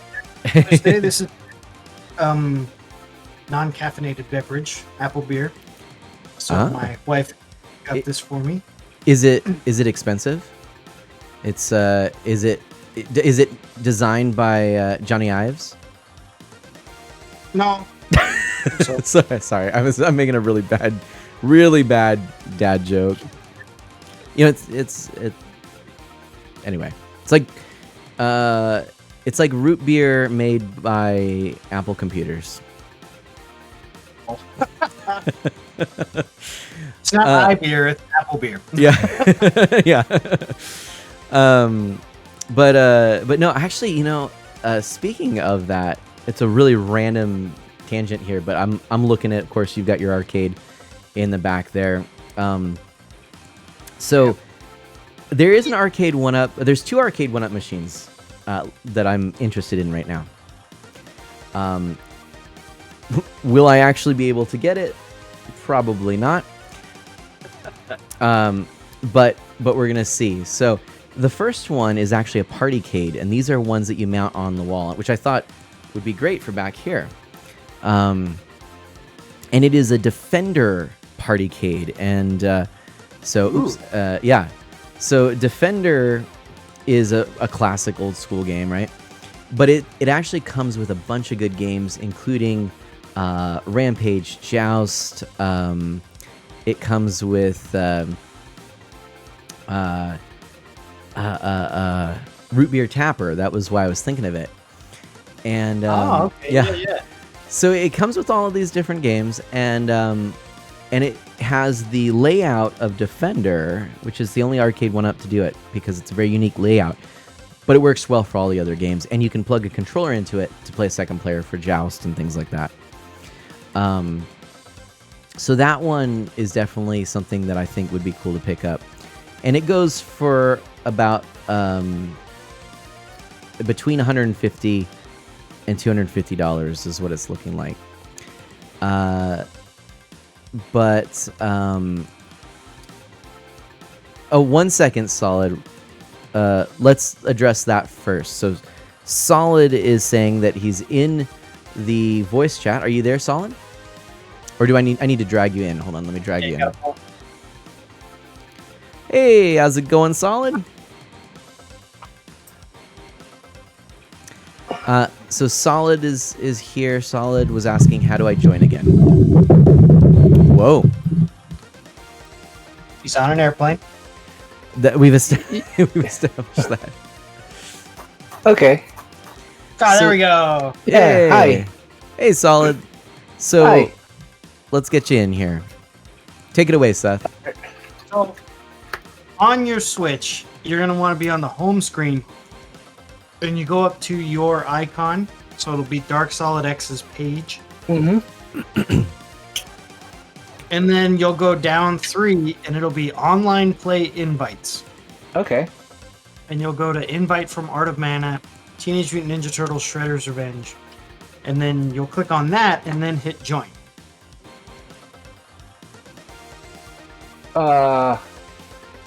There's nothing on here. Well, then Art of Mana needs to send an invite.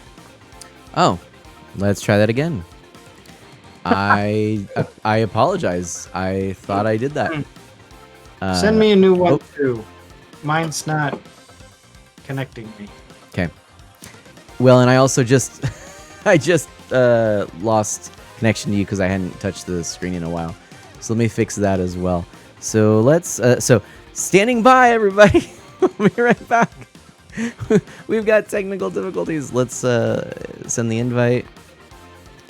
And wait, did you need another one? Did you say too? Yeah, send me one. All right. Oh, you know what? I messed up. Dark Solid, I am so sorry. I did goof. I thought I had finished it, but I actually had not. So yeah. Oh, and there we go. We're sending another one. So now you should have it there, Solid. My apologies. Yes, that's fine. All right. And let me fix this.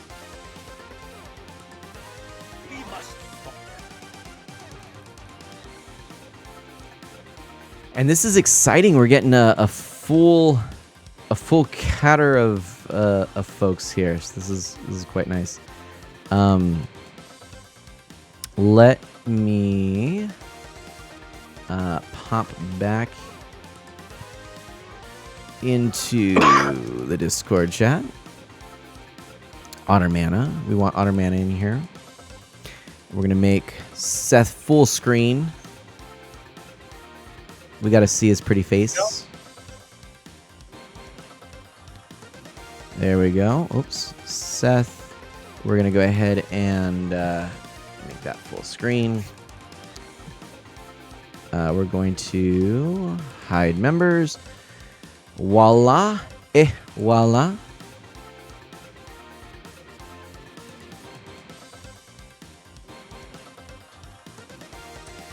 And I'm telling you, there might be better ways to do this. But if there are, I don't want to know about it. I refuse. There we go. We're back. We're back. And Pixel Knight says before, it sounded like we summoned a demon. Oh gosh. Hey, look, we are so close to a full group here. I love it. Love it. All right. I might trade it up actually. Let's see. I'm gonna play as Leo. Why not?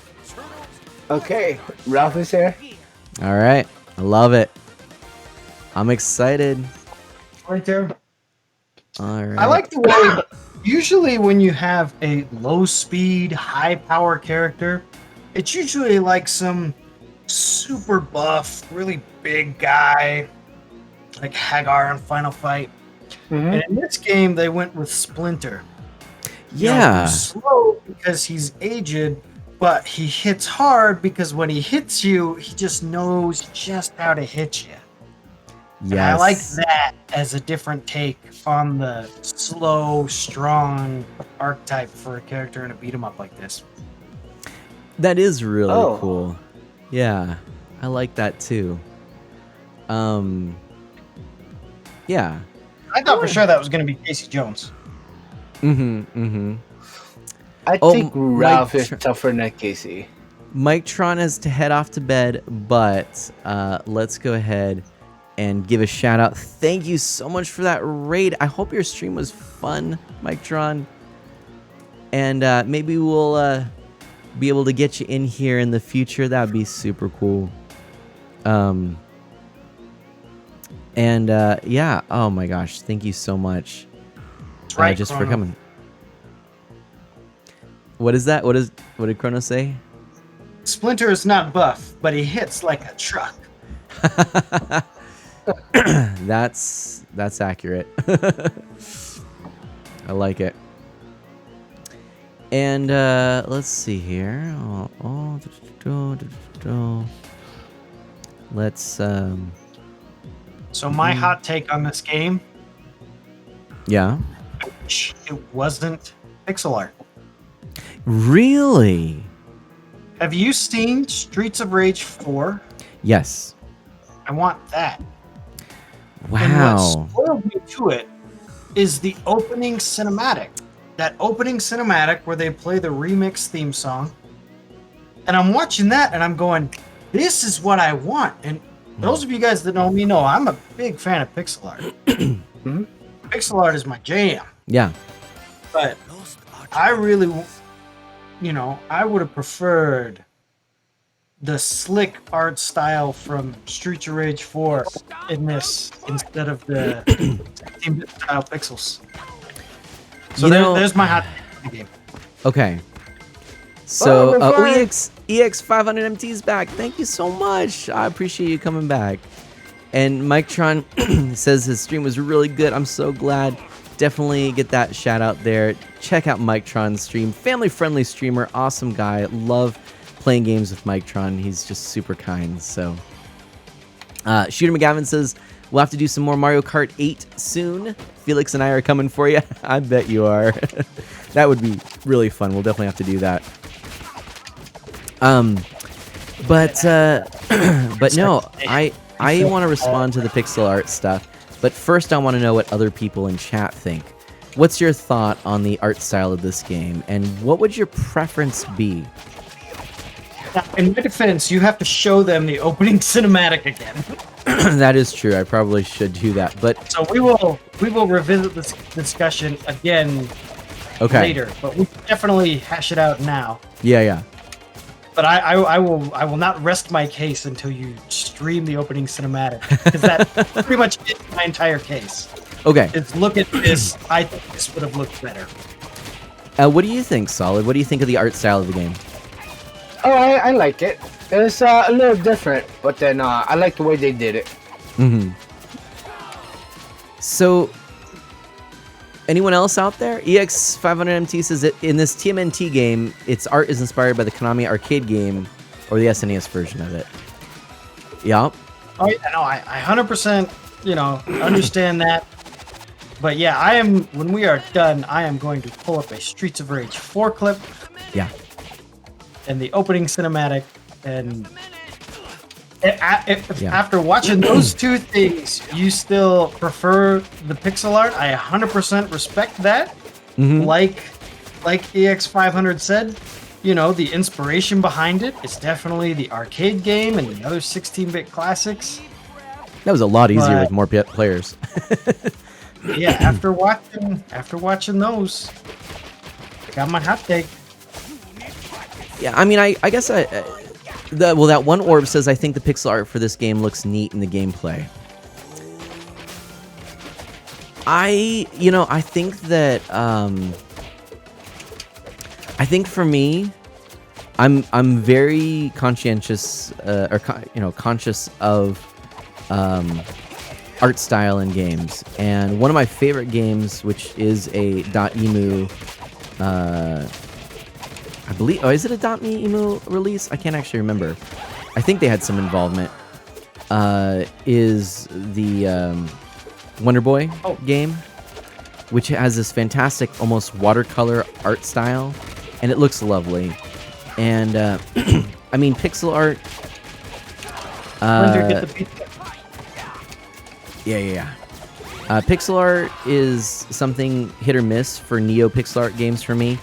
I feel like if you do a pixel art game, you have to do it with a fixed pixel grid, and you have to keep all menu items and dialogue boxes within those confines, or else it just looks cheap. There are a few exceptions, like Celeste, which does add this sort of hand-drawn cartoon style for dialogue, but has the pixel art for the gameplay. But it has to be really intentional and cohesive in some form. And so, there are some great examples like Shovel Knight, and some terrible examples, in my opinion, like the Dragon Quest remakes on Switch. But when this game was released, we had I have and I'd love to play it with actually all of you sometime. I have Streets of Rage 4, but I haven't played that one. I haven't either. I was so excited for it, and I never got around to playing it. Because I haven't played any of the Streets of Rage series. I hear it's like the premier beat 'em up game. I played the original, and I think number 2 on the Sega Genesis. Oh, we're being raided again! What? We're being No way! Hey, welcome Raiders! Morg Design, what is up? Ninja Weasel Plays, how are you doing? Welcome on in, Raiders. Thank you so much. My name is Mana. Morg Design, thank you for that follow. Oh my goodness, thank you so much. Jordan, Sylvia, Art, Morg Raid, hi. Heyo. I am Mana. I am an E for everyone, family-friendly variety streamer with a focus on Nintendo, retro and original hardware, and indie titles. And I am joined today by two fantastic streamer friends, Seth Haskell and Dark Solid X, and two amazing friends of Mana, Twitchy Berry and Chronolock, here in the chat, playing this game. And we are playing, of course, Teenage Mutant Ninja Turtles Shredder's Revenge. We are taking on Slash right now. How is your stream, Morg? What is up?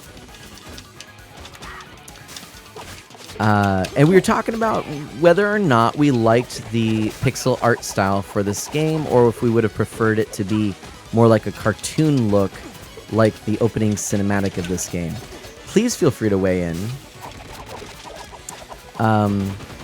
So far, everyone has been very respectful. I expected just a stream of hate to come my way, because that's why it's called a hot take. Yeah, I'll be honest. Spicy. I had a similar thought, because, of course, that opening cinematic was so nostalgic of the cartoons. And I think you're right. I think maybe a future Turtles game would really be great with that sort of cartoon look. Yeah. But I think the reason that I prefer the pixel art, obviously we don't have anything directly to compare it to, but the reason I'm happy they went with a pixel art design is twofold. One, they did it extremely well. I absolutely love that they kept to a fixed grid for the pixels. I think that the UI looks phenomenal. Oh no, I'm out. Oh no. We'll get you.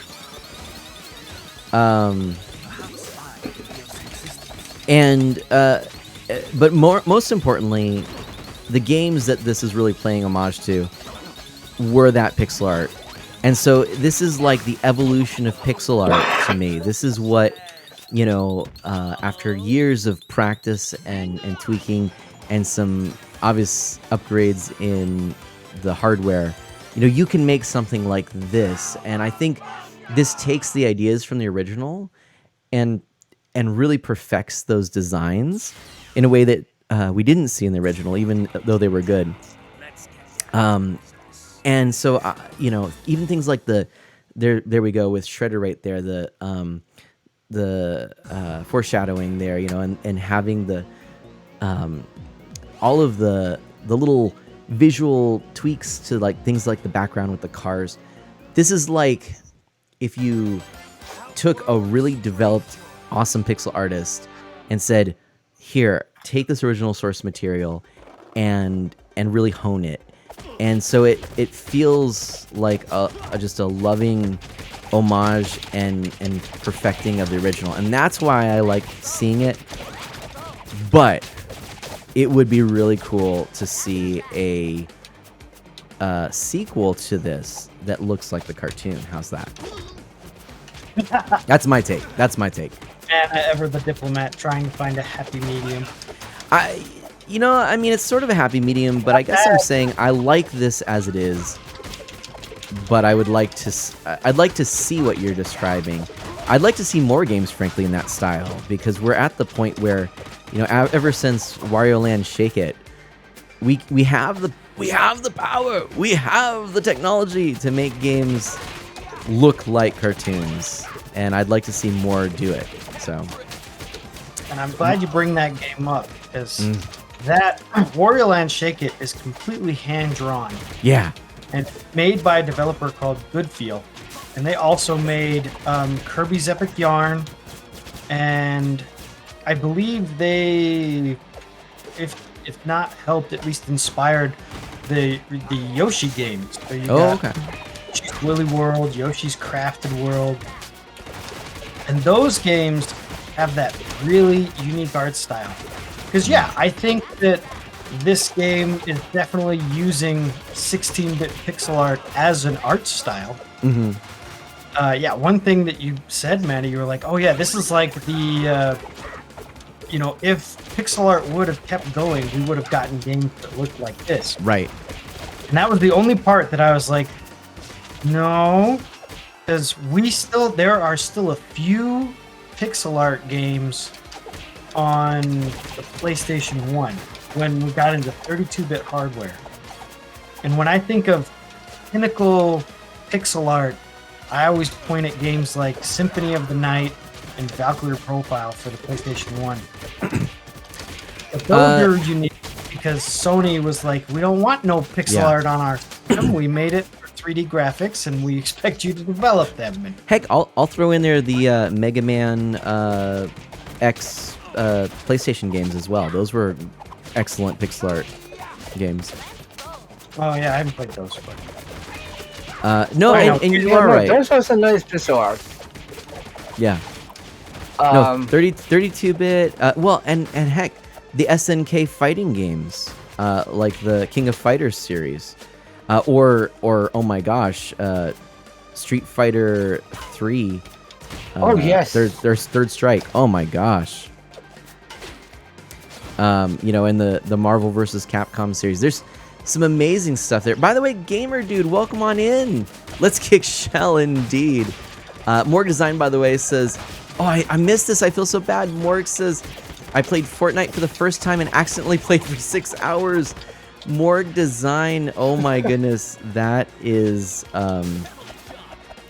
that's amazing. And yeah, you know what? I got sucked into Fortnite. It's a good game. I don't know if you're still here, Morgue. I'm so sorry for that belated response there, but yeah, it's actually a really fun game. Oh, we're getting raided by Napsy Does Things. Thanks for raiding What? Art of Mana. What's up, Napsy? Napsy, thank you so much. I know what Napsy's playing. But then Morg says, I gotta head to bed. Hope you have a great rest of the stream. Thank you so much. Shout outs to you. We are like so in the middle of this, but I'm gonna make it happen. Let's get that shout out for you. Shout out. Thank you so much. I want to learn more too about your streams, but if you've got to go, no worries. I will shout you out. We're gonna look more. Dash Magnum is raiding. What? No way. Dash Magnum. Hype. Oh my gosh. Yeah, no way. Here to be our stick. Thank you for joining the Friends of Mana. Wow. Get in here, Dash. And thank you so much to QTH12 for following, and a resub from Dash. We've got alerts off the hook. What? Dash followed behind me. Napsy says, "How dare he?" I love it. We have room for one more player if anyone wants to join in. Magnum raid. Yeah. And here's to many more months. Hype, Dash. My character is just jumping on the side there because I was reading chat. Thank you all so much. Party stream, everyone is here. Thank you ever so much. That is so awesome. And yes, to kind of fill you in, I am actually joined by Seth Haskell here on video. Dark Solid X, Dark Solid X, say hello. Hello. Yay, we've got Dark Solid X on voice. You can see his name down there next to me. I just kind of threw it there so that we have it. I had to move it around a little bit. That was not my intended location, but I like it. And then I've also got two amazing friends here who are also playing Chrono Lock and Twitchy Berry, who are also in here. So we've got some good folks here. EX500MT, I'm heading off now. Thanks to Beta64 rating Mana. Again, have a good day. My friend, thank you so much. It really is nice to see you again, and thank you so much for that. This is the Smash Ultimate of Mana streams. This game is awesome, and yes, EX500MT, thank you. Hope to see you around. I gotta thank Beta again. Shoutouts to Beta, and I'll have to find you in his stream and chat with you. I'd love to see you, some more. We are doing some other things, like we are going to be playing Animal Crossing on Thursday, but we're going to continue. We're going to play more of this, I have a feeling, on these streams, because it's too darn fun. And we've got more to unlock and everything. And then we've got, like, Obi-Wan on the Xbox to play. Hey, for all you who are new, I'm an E for Everyone family-friendly variety streamer. Focus on Nintendo, retro, and on original hardware and indie titles. Seth, how about you? Oh, yeah, I stream once a week after my kids go to bed. Usually on Tuesdays. And what kind of stuff do you do? We're going to be playing Voice of Cards starting next week. What is that? Voice of Cards, it was announced in an Indie World presentation. And the idea is that everything is represented as a card. So the landscape, the characters, the dialogue boxes. And so yeah, they're going for cards as their art style. And nice. Yeah, it's supposed to invoke a one-on-one game like Dungeons and Dragons, where it's just you and the dungeon master, and they tell the story and you play through it. Nice. Oh my like a very- gosh, Shooter McCavin's just cheered Cheer too. one cheer one cheer one cheer one cheer one cheer one cheer one cheer one cheer one One cheer cheer, one one cheer cheer, one one cheer cheer, one one cheer cheer, one one cheer cheer, one one cheer cheer, one one cheer cheer, one one cheer cheer, one one cheer cheer. one cheer one cheer one cheer one cheer one cheer one cheer one cheer Cheer, one one cheer cheer, one one cheer cheer, one one cheer one imports cheer cheer, mana. one cheer.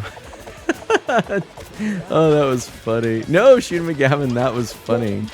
Get off the hook here. He rated, and I know that he was playing a game that I am interested in now that it just barely got a Switch release, and that is Fall Guys. So I want to know, Napsy, what was your highest placement? Did you get a victory, first place, or anything close to it? Let me know. Let me Yes. know. Shout it out in the chat. And maybe Dash, if you're able to shout out Napsy, and oh my gosh, gosh, we had so much stuff happen. Let's see, if we could shout out. Well, here, I'm gonna go ahead and do this. I'm gonna do a shout out. Good. Napsy's got the last round, but no crowns. Nice, nice. Very All right, nice. let's see here. So what do we have? Oh dear. We're not done yet. Let's go. Oh, we're not done. Yep. Dash, if you could, yeah, shout out some folks here. Napsy, obviously, shout outs to you as well. Solid, can you tell us a little bit about your streaming? Oh yes, I been working. I've been streaming Elden Ring, which is a pretty hard game, and I'm trying to beat it before I continue on any other game. And yeah, so I'm a variety streamer who just streams whenever he has time. And an excellent fighting game player, too. This is true. Confirm. Okay, yeah, a little. No denying it. We're not letting you get away with that. Dark Solid can also beat the pants off me in Tetris, which is difficult. Okay, Rap, save yourself. We're gonna point out just for everyone that Seth is of the legal drinking age, by the way, and drinking responsibly. Might add. In the age of apple beer. Of apple beer.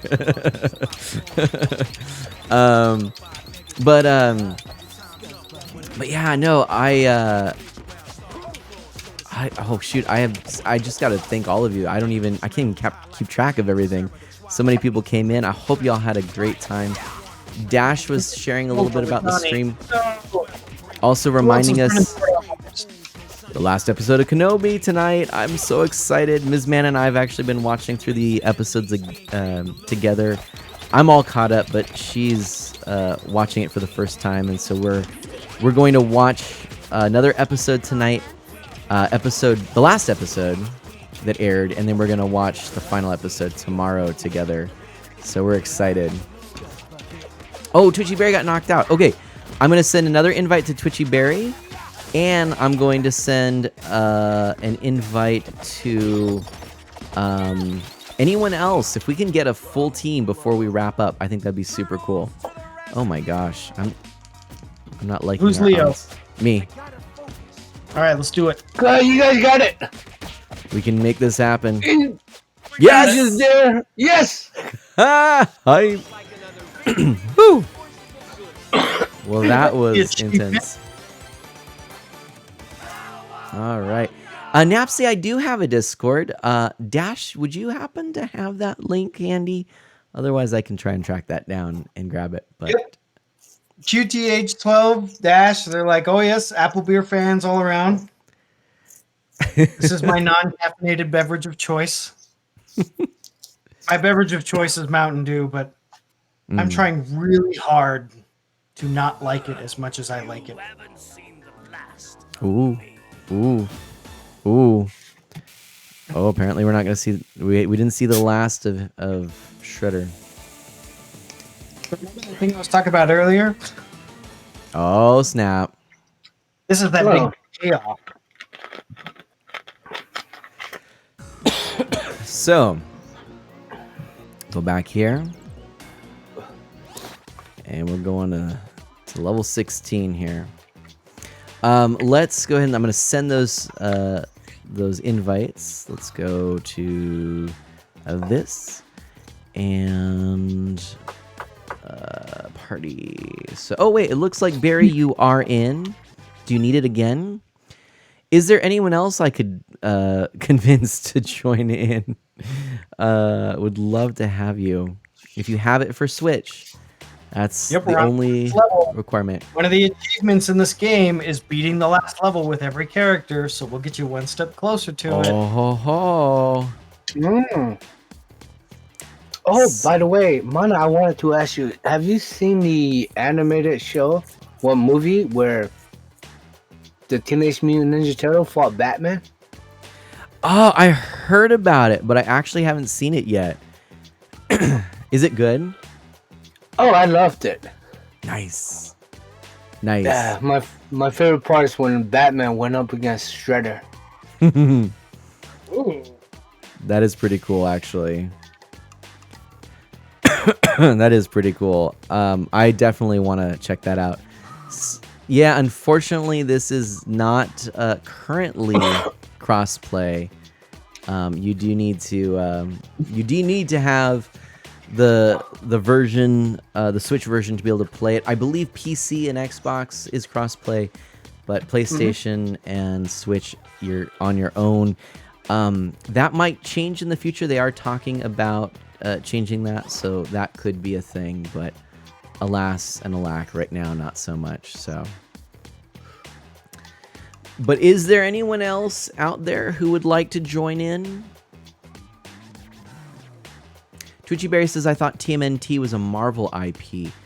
I don't. No, they are a comic book IP. Yeah. I believe it's.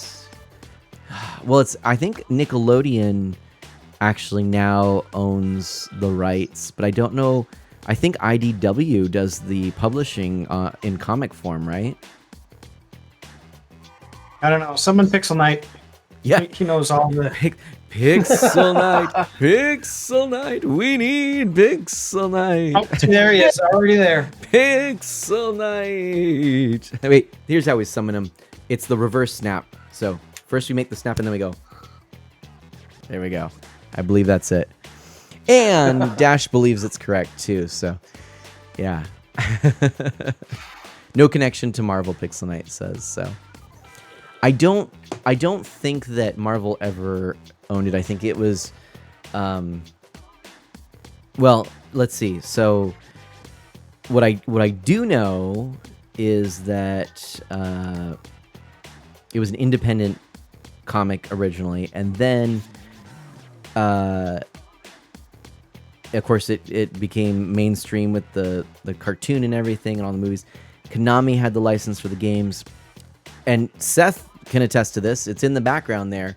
That cabinet says Nickelodeon instead of Konami on it. So clearly, yeah, there we go. To show those moves. Ooh, keep it up. Oh, well, we almost. So close. My screen went to sleep again. I gotta fix that. I gotta figure out why it keeps doing that. Let me just do this. We'll go to the screen. Paramount owns it, Chrono says? Really?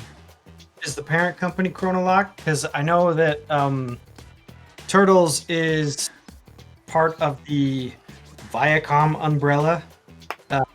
Nickelodeon is underneath Viacom, and Viacom is owned by Paramount.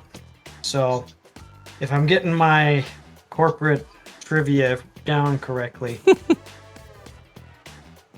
So yeah, it's so hard these days to really know, because you're right, things like this get moved around and it's complicated. It's complicated. That's on the Facebook status, it says it's complicated. Yeah.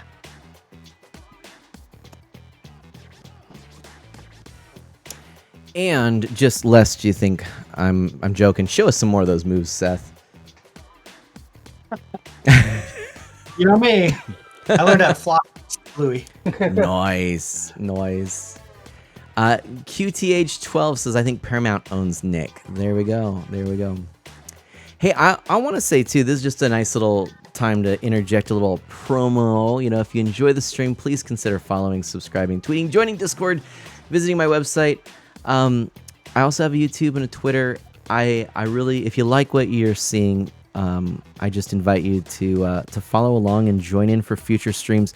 To be honest, I got sick this month, and before yesterday had only streamed like, I think it was not even like 8 hours. I think it was like 4 hours or something like that. I don't know. But basically net zero in terms of follows for the month. And today, thanks to so many people following and raids and things, we're starting to see a little growth. But I personally always hope for about 8 new friends and followers met in a month, because that's, to me, that's sort of just like a good goal. And but with a month where I've barely streamed and we're near the end of it, I was really kind of thinking, well, this won't happen. And now I'm like, well, shoot, maybe maybe it could. So if you're out there and you think you want to hang out, I'm not pressuring you. And if you don't think the stream is for you, I get it. Not every stream is for every person. But if you like it and like it enough to consider following, I sure would appreciate that. So just getting my thing out there. Night Owls unite indeed. Oh gosh. And I am streaming earlier now. In fact, I can show you real quickly. Boom. This is my new schedule for the week. 6:30 instead of 7:30. So there we go. And Seth, just keep showing us these moves, man. Don't stop. Don't ever change. I gotta get these calories off somehow. I'm drinking apple beer over here. I like it. I feel like sugar with apple flavoring. I got to get in on it too. You know, and the music is so catchy. Catchy tune. It is. Because, yeah, I actually can't hear Mana's stream. I can only hear Mana and Dark Solid through our phone call. Mm-hmm. So I just have the menu music playing. And I'm standing up. I'm not sitting in a chair, so. And I am unfortunately in a chair, but it's hard to dance squatting. But I'm gonna make it go. I'm gonna make it go. You tag me back when you're ready. You tag me back. Oh, my kids know that I am a wonderful car dancer. I sit in the car, turn up the radio, and do all the car dancing. Yeah. Oh yeah. Move that neck. Move that neck. And it's my turn. Yeah, we very much chair aside. Yeah, we very much enjoy the radio in the car. There you go. There you go, Mana. Yeah, see, you just got to get out of the chair. It's a dance off. Back to you. Back to you. Oh,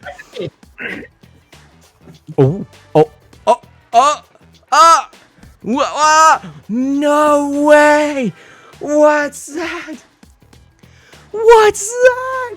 No, I'm not worthy. Wait, but you know what? I'm gonna one up you. I'm doing the worm.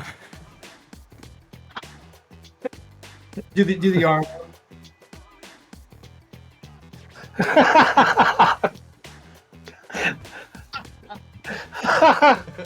That's not fair, man. We didn't get the joke.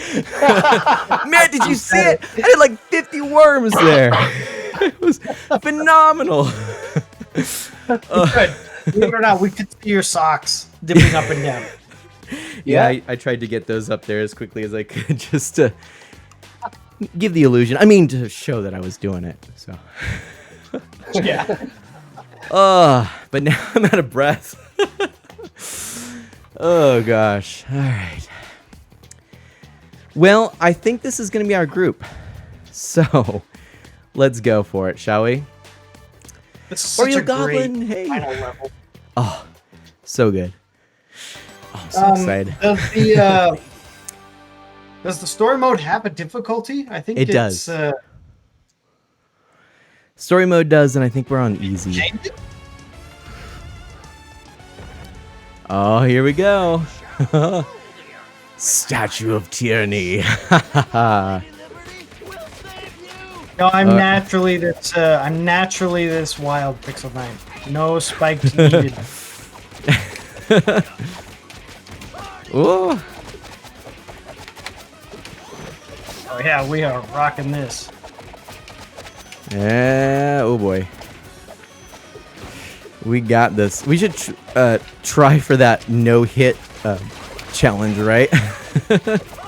Oh, I've actually done this part without getting hit. It's the next part that I was getting hit. Yeah. That one's hard. I can see how it can be done because you have to sort of just memorize the locations, and it's a little bit of bullet avoidance, but it's hard. Yeah, I'll show you the part that always gets me. I bet I know what it is, but I'll bet you do too. yeah. Oh no. Oh. There we go. Do a little damage there. Oh, we almost got it. We almost got it. Oh no. No. There we go. Oh my gosh, are you kidding? There is no red on there. Oh my gosh. Dash says this is amazing. I love this game already. Oh. Wait, sent you an invite on Discord, Napsy says? For the game, or I missed it, sorry. Because I would love to try it with a full group before, the night. Even if it's just like going back to the first level or something. Oh, to your server. Excellent, Napsy. Thank you. I appreciate that. Shredder. Super Shredder. At the beginning of the stream, I talked about everyone's kind of point of reference for Turtles. Yeah. And since mine was the games, I wasn't surprised at all when Super Shredder showed up, because he's always the final boss. Right. But when I was playing with other people, they were all like, "Oh, Super Shredder's in this?" And everyone knows him from the second Turtles movie. And so everyone's joking, "Oh, we just need to find a bridge and fight him under the bridge," and stuff. And I didn't understand that reference for a while, but I got filled in real quick. But yeah, everyone's like, "Shredder's here. What is Shredder gonna do here?" And I'm sitting here going, "What are you talking about? We always end the game with Shredder. That's right. the thing." Right. Oh boy. Oh no, Donnie, I got you. Oh man. So Shredder is invulnerable until he fires off his super move. So yeah, we don't have to try hitting him yet. Right after this. Here. Now everybody get him. And maybe try and get Mike. Oh, I was trying to save Mikey. Oh no, I'm sorry. Mike's a guy. I got Mike. Oh no. Go away, Shredder. There we go. I'm gonna grab my supers for this next go round. After this, and boom, Sonic Boom. There we go. Reminds me a bit of the Tengu Shredder, is what Dash says. What is that? From TMNT 2003. I never saw that. Third Shredder in that who was a demon, Pixel Knight says. Yeah. Pixel Knight tells me there was like 12 Shredders in that game. Or that game. Series. In that show. Yeah, guys, don't try to hit him. Oh no. Until now. Oh, shucks. Oh, thanks, Raph. Oh, my. Wow, Shredder. Rude dude. Oh no. Yep, I saw that go. That was bad. All right. Now if I can just stay alive. Oh dear. Over A. That's a dodge. Work Wife Whisperer, thank you so much for that follow. Ah, there goes my my hard fought for specials. Oh no, stay alive. Ignore me. Thank you for the save. All right, we're gonna start doing some damage, huh? Okay. Maybe. Oh, no, Donnie. No. Oh, it was a valiant effort. Indeed. Okay. That's all right. No worries. I got lives. I'm not worried in the least. We will beat him. Yeah, we got this. We got this. Oh boy. And All right, ready? Go! No! Yes. Now that was some serious damage. Everyone right get away. There we go. Yeah, that was what we needed. Oh no! Oh sweet. All right. If you can find a little corner to recharge your super with the R button, that's a good way to go. Oh, okay. Ready? I'm going in. I've got 2, so there's that. There we go. This was the first time playing in story mode that we did get a game over. Mana Sprout, I think, got knocked out, and then it was just me, and then I did get a game over. Oops. Oh, good. Okay. Oh boy. Oh. Oh! She's gonna start moving a little faster.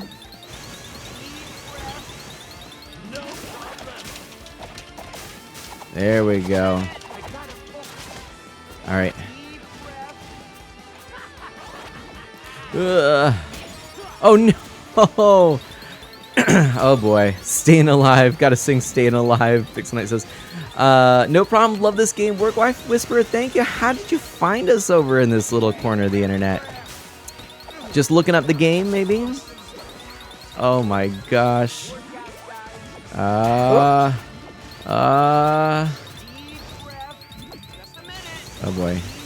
This is this is the part. Then go in and attack. Right, you guys on the left. There we go. And all the supers. And one more round, I think, and we'll be good. Go! We win. Yes! Whip! That's so good. Now that is cool. Go us. Go us indeed. He was a lot tougher. Nice. Yeah, you definitely have to like learn the pattern. Once you get the pattern down. Yeah. New York can rest easy once more now that the turtles have done a thing that I can't actually recall because I lost my note card. But there's gleaming glory. Somebody, because I again forgot my name, but I believe it was Vernon, was defeated by the city's protectors. No, that's not right. Wait, the punk frogs are my friends. Wait a minute. No. Turtles? I don't know. Words. Please. Clip that and go back to it. You'll know the true ending. By the way, the foot have been foiled. What's next for Leonardo? More training. A ninja is always ready. There you go. All right. Tonight's the night for a party. Friends, family, pizza, forever. Yep. That's FFPF right there, in case you're wondering. Oh, man. Kronos says, I admit my favorite part is reviving everyone. That is really fun. Yep. Seth says, ever the healer in the bunch. Support character is best character, Seth says. Yes, every party needs a support character. Party. Heroes in a half shell, friends. Well, we've done it. Solid. How much of the game have you gotten a chance to play through? When I joined. Oh no! Yeah. Well, so Solid, this is like the true arcade experience. You hopped in and partway through, but that being said, I I'm thinking I'm gonna play this again on stream, and so people can join in. And when I do, maybe we'll run through it again from the beginning. Who knows? Yeah. What did you think of it? Hopefully. Oh, I enjoyed it a lot. I love the art and all of the moves that they have. Nice. Yeah. Nice. Oh, by the way, I want to just hold on a second. I want to highlight something here, if I can. Hold on a second. Come on, play nice. Come on, computer. What is going on here? And by the way, that one orb, Casey probably bathes with the mask on. That's funny. Yeah, does he ever take that off? Pixel Knight, let me know. I know he's your favorite character. Yeah, right? So Workwife Whisperer, yeah, I was just looking up some people playing the Switch version and came across you. Love the content, would love to join you guys. Thank you. I was actually, I don't believe we have any other takers, and I was hoping just before the stream was completely done to just do one level with everybody. Maybe go back to the first level. Seth, everyone else, solid. Would you be up for that? Yeah, of course. All right, Workwife Whisperer, if you feel comfortable sharing your friend code here in chat, cool. If not, you can whisper me. Otherwise, also you could join my Discord, where I do have my friend code, and you could then add me and I'll add you, that kind of thing. So there's some ways we can do it. Napsy says, you spent $10 in quarters just to try to beat the game, right? Oh, those were the good old days. So I've shared this story before, but I had some dear friends, like my best friends growing up. Their parents own pizza parlor. And so we would go and we'd get pizza and everything, but they had an arcade, and we'd just go and grab a cup of coins and just from behind the counter. And that was always super cool. And so anyways, I was sort of spoiled on that because I got to play all the great Konami beat 'em ups. I got to play the original Turtles arcade game, Turtles in Time, and then I got to play Sunset Riders, which is my favorite arcade game of all time. The Simpsons game, X-Men, which is excellent. And man, that was just hours of entertainment there playing those. Always so fun. Where if I could choose one arcade cabinet, like an authentic cabinet to own, it would be one of those Konami cabs, preferably Sunset Riders, but I'm happy to have, like Seth, who you can see back here, has that Turtles arcade cab.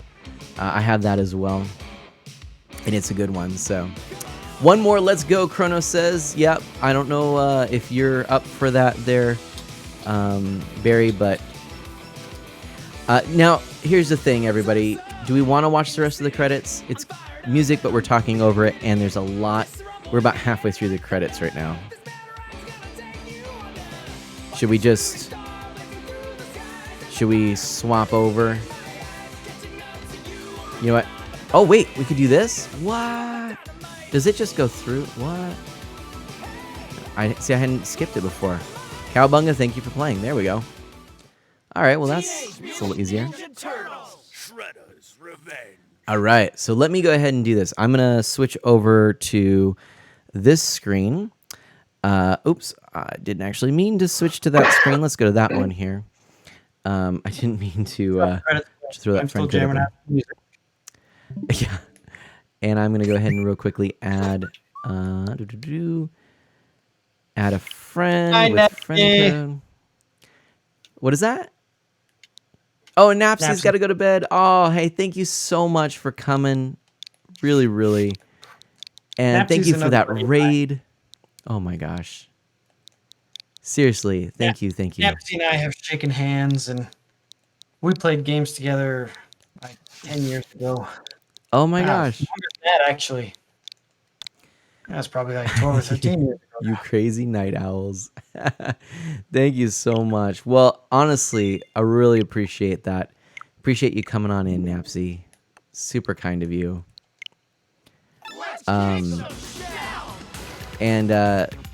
let's go ahead, go back into story. Continue. Do I have to add Put on new the invites hardest everyone? level. Do you want me to put on a hard? I was just joking, but it's up to Okay. you guys. I'll keep it as it is. I don't actually know. Oh, it doesn't let you change the arcade mode difficulty after you start it, right?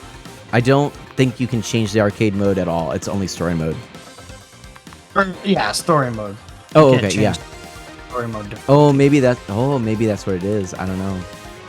Okay, it's probably just as well. I put mine on normal, and I'm like, I'd like to put it on gnarly now, but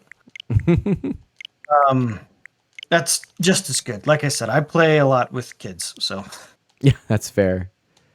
Yeah, I think I honestly don't know what I have mine set to. I think it is easy, but I could be wrong. All right, we're in here now, everybody. Pixel Knight, part of me wants to make a Transformer game with an art style like this, but I don't think that would happen. Shooter McGavin heading to bed, got work. Sleep well, man. I'm glad you feel better. Thank you so much. Thank you for coming on in. Thanks for those bits. Thanks for the kind words. I missed you, man. I really did. you'll know at the end of the credits, Twitchy Berry. All right, let's get a full posse here. All right, I'll be the Dash. odd man out. Oh, Dash, I'm so glad that that we got to have Shooter McGavin in your channel. That's awesome. Let's see. I'm gonna be the party dude.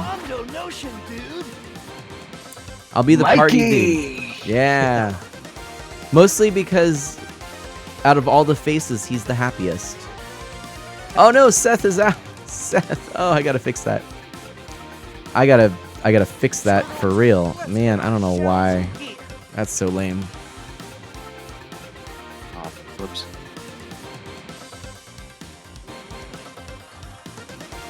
I suppose, you know what, it's probably a setting, I just realized, where, because it's automatically booting me to the AFK. Maybe there's a setting in the quad where I can just not have anyone get booted from the quad. I don't know. On Discord? I'm not getting booted from the quad. What's that? I'm not getting booted from the quad. But I think it's because Honor Mana is muted. Oh. Yeah, that could be. And so, you know, there's no activity that it's seeing. Let's get our shells and gear. That would be my guess. Alright. Hey, and we finally have our full group. How cool is that? Dallas is our newest friend of Mana here. Thanks again for following. I appreciate that. Nice.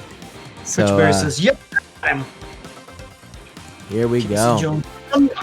Yeah, this game is really good about tracking your progress, even if you're playing in a party that you're not hosting. So, Which is awesome. kudos to the devs for setting that up. Yeah, that is really nice, because otherwise with games like this, you'll always want to be the one hosting and never joining a game. And so that fixes it. So yeah, solid. Pick your favorite. I'm waiting for you guys to pick your favorite. You know what? I think Seth said he was waiting for the last. Same So thing. Okay, I guess I'll be the smart guy. all right, I love it. Right on. Barry is Leo. And there we go. Hey, it works out for Seth to play his favorite. Yep, I played my favorite, so. No complaints there. No problem. Love the content. Thank you so much. And what should I call you? Whisperer? Would that work? Did we actually ever play? We played 6, right? We played level 6, right? We must have. Yeah, we played all the levels. Okay. I just had this All right, moment of like, okay, here we go. Starting. We got a full group.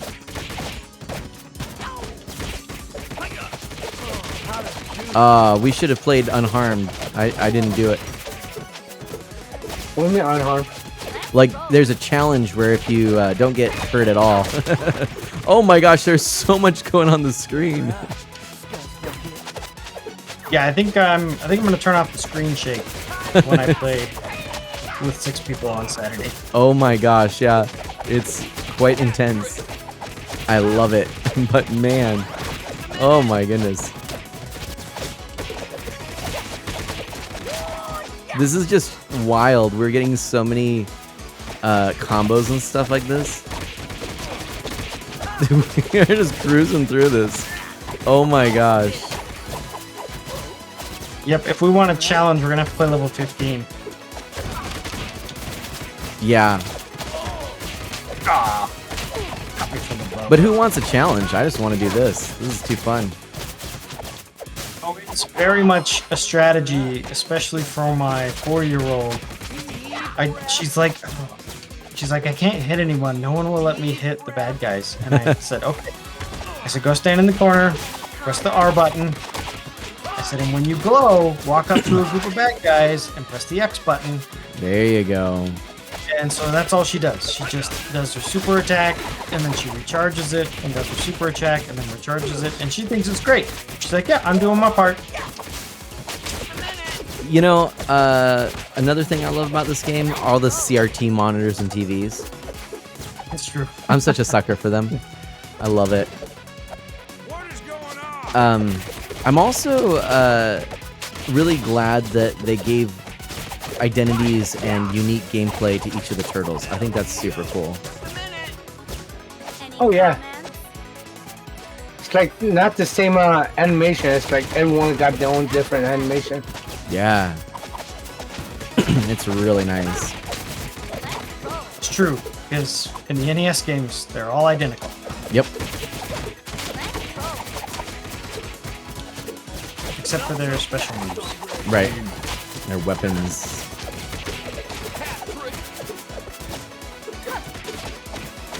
But this is so cool. Whisper is fine, by the way. I love it, Whisper. Thank you so much. You are doing quite well, by the way. Rocking it as I believe you're KC, if I followed that correctly. I'm glad, you know, it'd be nice if I knew just at a glance who was who at the top, but it's actually really nice that they're not sacrificing the pixel art to try and fit that info in. I don't know how they would do it, you know, where it doesn't look awkward or takes up a ton of space, you know? Right. This is wild. I love it. This is like a whole different game playing it with so many people. Oh yeah. Man, this is fun. You know what I want to do? And I'm not even kidding, is I want to build an arcade cabinet that has a 16:9 monitor and hooks up to the Switch and put a set of Bluetooth controls on there and just have like a dedicated machine for this game. Ooh, does it have an attract mode? Oh, that would be amazing. Well, it does repeat the opening title sequence. Oh, yeah, I guess that counts. Oh, Raph. It's pretty cool. Right on, Raph. Barry? Hey, Barry? Oh, no, that's Chrono. Uh-oh, Chrono got locked up. Oh, no! No! Mikey's like, no! No! What do we do? No! Somebody help! Chrono froze time. So... Oh, wait, we did it! Oh, we didn't do it. Oh. Oh no! We lost 3 people. So if other people joined back in, that would work, right? Oh my gosh. Wait, so it's right now... Solid, you're in still, right? Yep. So I think it's Solid and... Is it Solid and Barry? No, Barry's Leo. Solid and Whisper. No. Yeah. Yes. Hey, we got a few more. We got Seth in. So I backed out. I closed the game. I went back to my online invites and just accepted the invitation again, and it popped me right back in. Nice. Okay. All right.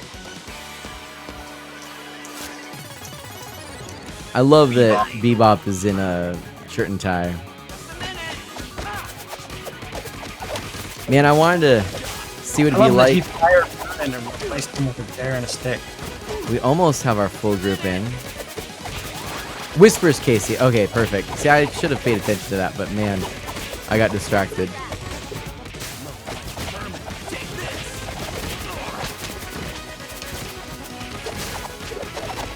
Oh man. We almost did it, but Chrono never got back in. Oh no. So we're beating this level with only 5. How sad. Wah wah. But that's all right. Hey, right on. That was fun. Chrono says see in a bit. So I think this may though have to be the end for me. Just because it is late and Ms. Mana and I are going to be watching Star Wars, Obi-Wan Kenobi. So with that in mind, Pixel Knight has to head out as well. Stay pixelated. With that in mind, let's actually do this. Let's show the opening crawl. Let's do that. Whisper, I'm so sorry that we just started, but I'll be playing this again. Yeah. Definitely gonna be playing this game again, and if you are interested, in joining in the future, please do. I am this week going to be on Thursday. Oops, I did not mean to do that. I just did the wrong thing. I am going to be streaming Animal Crossing on Thursday night. So if you want to join in for that, feel free. Although I will say, if people tempted me to play this, I would be considered. If enough people say they want to continue playing this, we might get back to it. But here we go. We got to watch this opening crawl, everybody. Here we go.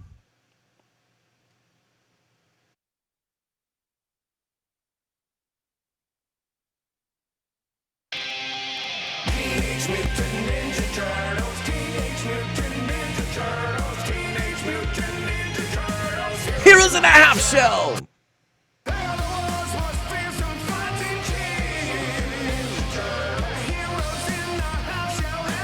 They're green! He attacks! They don't cut no slack!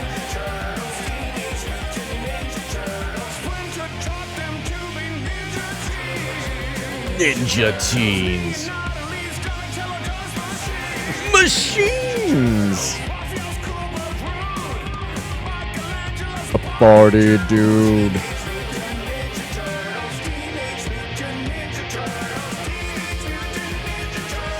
Cowabunga!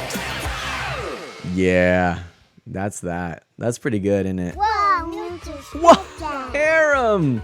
What? 36 months. Shredder's Revenge. Oh wow. Heroes in a Half Shell. Indeed. Thank you so much for that follow or that resubscription, I mean. Oh my gosh, my friend. Thank you. 46 months in a row. That's wild. Heroes in a Half Shell. That's it. Oh my gosh. Well, yeah. So Thursday, right now, we're planning Animal Crossing. And then there's always this if you convince me, and it probably wouldn't take much, but here we go. That's our thing right there. If you're wondering. There we go. Okay, well, let's see here. What should we do? What should we do? Let's have Seth share a little bit. Seth, I would love for you to shout yourself out. Tell us a little bit about where to see you next, and yeah. Yeah, if you want to watch more of this game, I'm going to be doing a local party of 7 people. They're all going to come over, sit in my basement, and we're going to play through the story mode. And then I'm looking through my achievements, and I need to play some arcade mode, like completely arcade mode on the hardest difficulty and stuff like that. So I might be recruiting Mana for some difficult arcade mode in the Heck future. yeah. Maybe we'll have to do a little swap and right back at you, and yeah. I love it. Yep. Yeah, red Power Ranger helmet. I love it. I'm a I love it. I'm a fan. Yep. But yeah, let me put a smile in chat, and you can click my name and check out the channel over there. But yeah, thanks for hosting tonight, man. It was a blast. This was honestly my pleasure. This was a blast. I definitely enjoyed it. It was it was great. I want to know, for those of you who are here, just out of curiosity, anyone saying, no, I want to see Animal Crossing, or anyone like, no, more turtles. What are you feeling? What's kind of your thought at this point? Because I'm riding the waves of the party atmosphere here. I'm enjoying this Turtles game a lot. So I'm kind of feeling like after tonight, maybe it's just the fact that we just played all this, but I'm like, I want to keep going. But I also want to play Animal Crossing. So I don't know. I'm torn. But while you answer that, Dark Solid X, would you please share a little bit about yourself? Hi, I'm Dark Alex, and I'm a variety streamer. I'm currently playing Elden Ring at the moment. I don't have a schedule, so I tend to stream on the days I'm available. And I've been working. My new job got me working the third shifts, so that's why I've been streaming like early in the morning, rather than at night. Yeah. Yeah. But yeah, that's about it. Right on, right on. Whisper says, I'm down for anything, just killing time till Monster Hunter Sunbreak. Nice. You can dress up as a Ninja Turtle playing Animal Crossing. Mana Sprout actually dressed up as Donatello for Halloween. She really wanted to do it because we were playing the arcade game. We thought that'd be fun. We made this like homemade costume. And then the night we went trick-or-treating, so for school, she went as Donatello. She gets home, and for trick-or-treating, she's like, no. And so she went as a peacock, which is what she went the year before. And we're like, really? So she got out her old costume and wore that trick-or-treating. We're like, really? Oh my gosh. Hey, there we go. That one orb. I appreciate it. Yeah, I'm gonna play. I play all sorts of things, and lately I'm trying to play more. So we'll see. I'm gonna just leave it up in the air for now, and Thursday morning we'll see how I feel, and we'll take it from there. What I want to do is I want to raid someone who has been a big supporter of the channel. He's family friendly. He's a dad. He plays a lot of retro, and we've actually kind of rated him a fair amount, and that's GarPG. Really nice guy, and we haven't personally rated him recently. Most recently, it's actually a lot of Dash Magnum streams that we get to do it.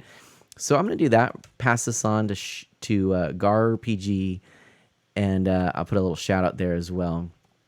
What's he playing? Okami, as a matter of fact. Which yeah. If you guys like Legend of Zelda, Okami is in that same vein, and it's got a beautiful art style. Yeah. I'll tell you, I was super tempted to look for somebody playing Shredder's Revenge with a family-friendly tag, but I think I want to take this opportunity to raid Gar. Although now that I think about it, I want to just see if there is anyone else who's playing Turtles with the family-friendly. Not that I'm gonna change my mind, but it's always interesting to find out because not a lot of people use that tag these days. But we've got a lot of people playing this game, so the odds are higher. Let's just see. I might just shout them out verbally. Let's look family friendly. And it looks... Now we just do Cowabunga collection. There actually is. There's somebody speed running this. And there's Introverted Gamers is also playing this. So out of all the people playing this game right now, there's only 2 people with that tag, which is just wild. But yeah, as much as I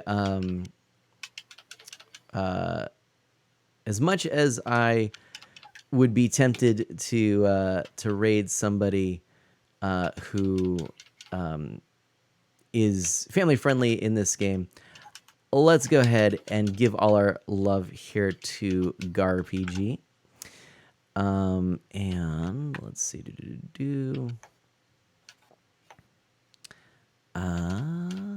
Did I actually set that up correctly? Hold on a second. There we go. Now it's actually working. See, I think you were saying that you had that issue before as well, Dash. So I just got it working. So there we go. Gar is who we're rating. Get ready. And around these parts, we do a mana splash raid. If you have my emotes, they're always fun. Other emotes are appropriate as well. But it's a mana splash raid. The idea being we are sending our mana potions, and in this case, it's appropriate. We're going to an RPG friend, so send those emotes. Mana splash raid, everybody, get them ready. One more time, mana splash raid. I will see you Thursday.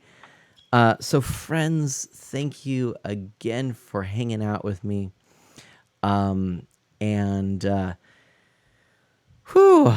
Let's make this happen.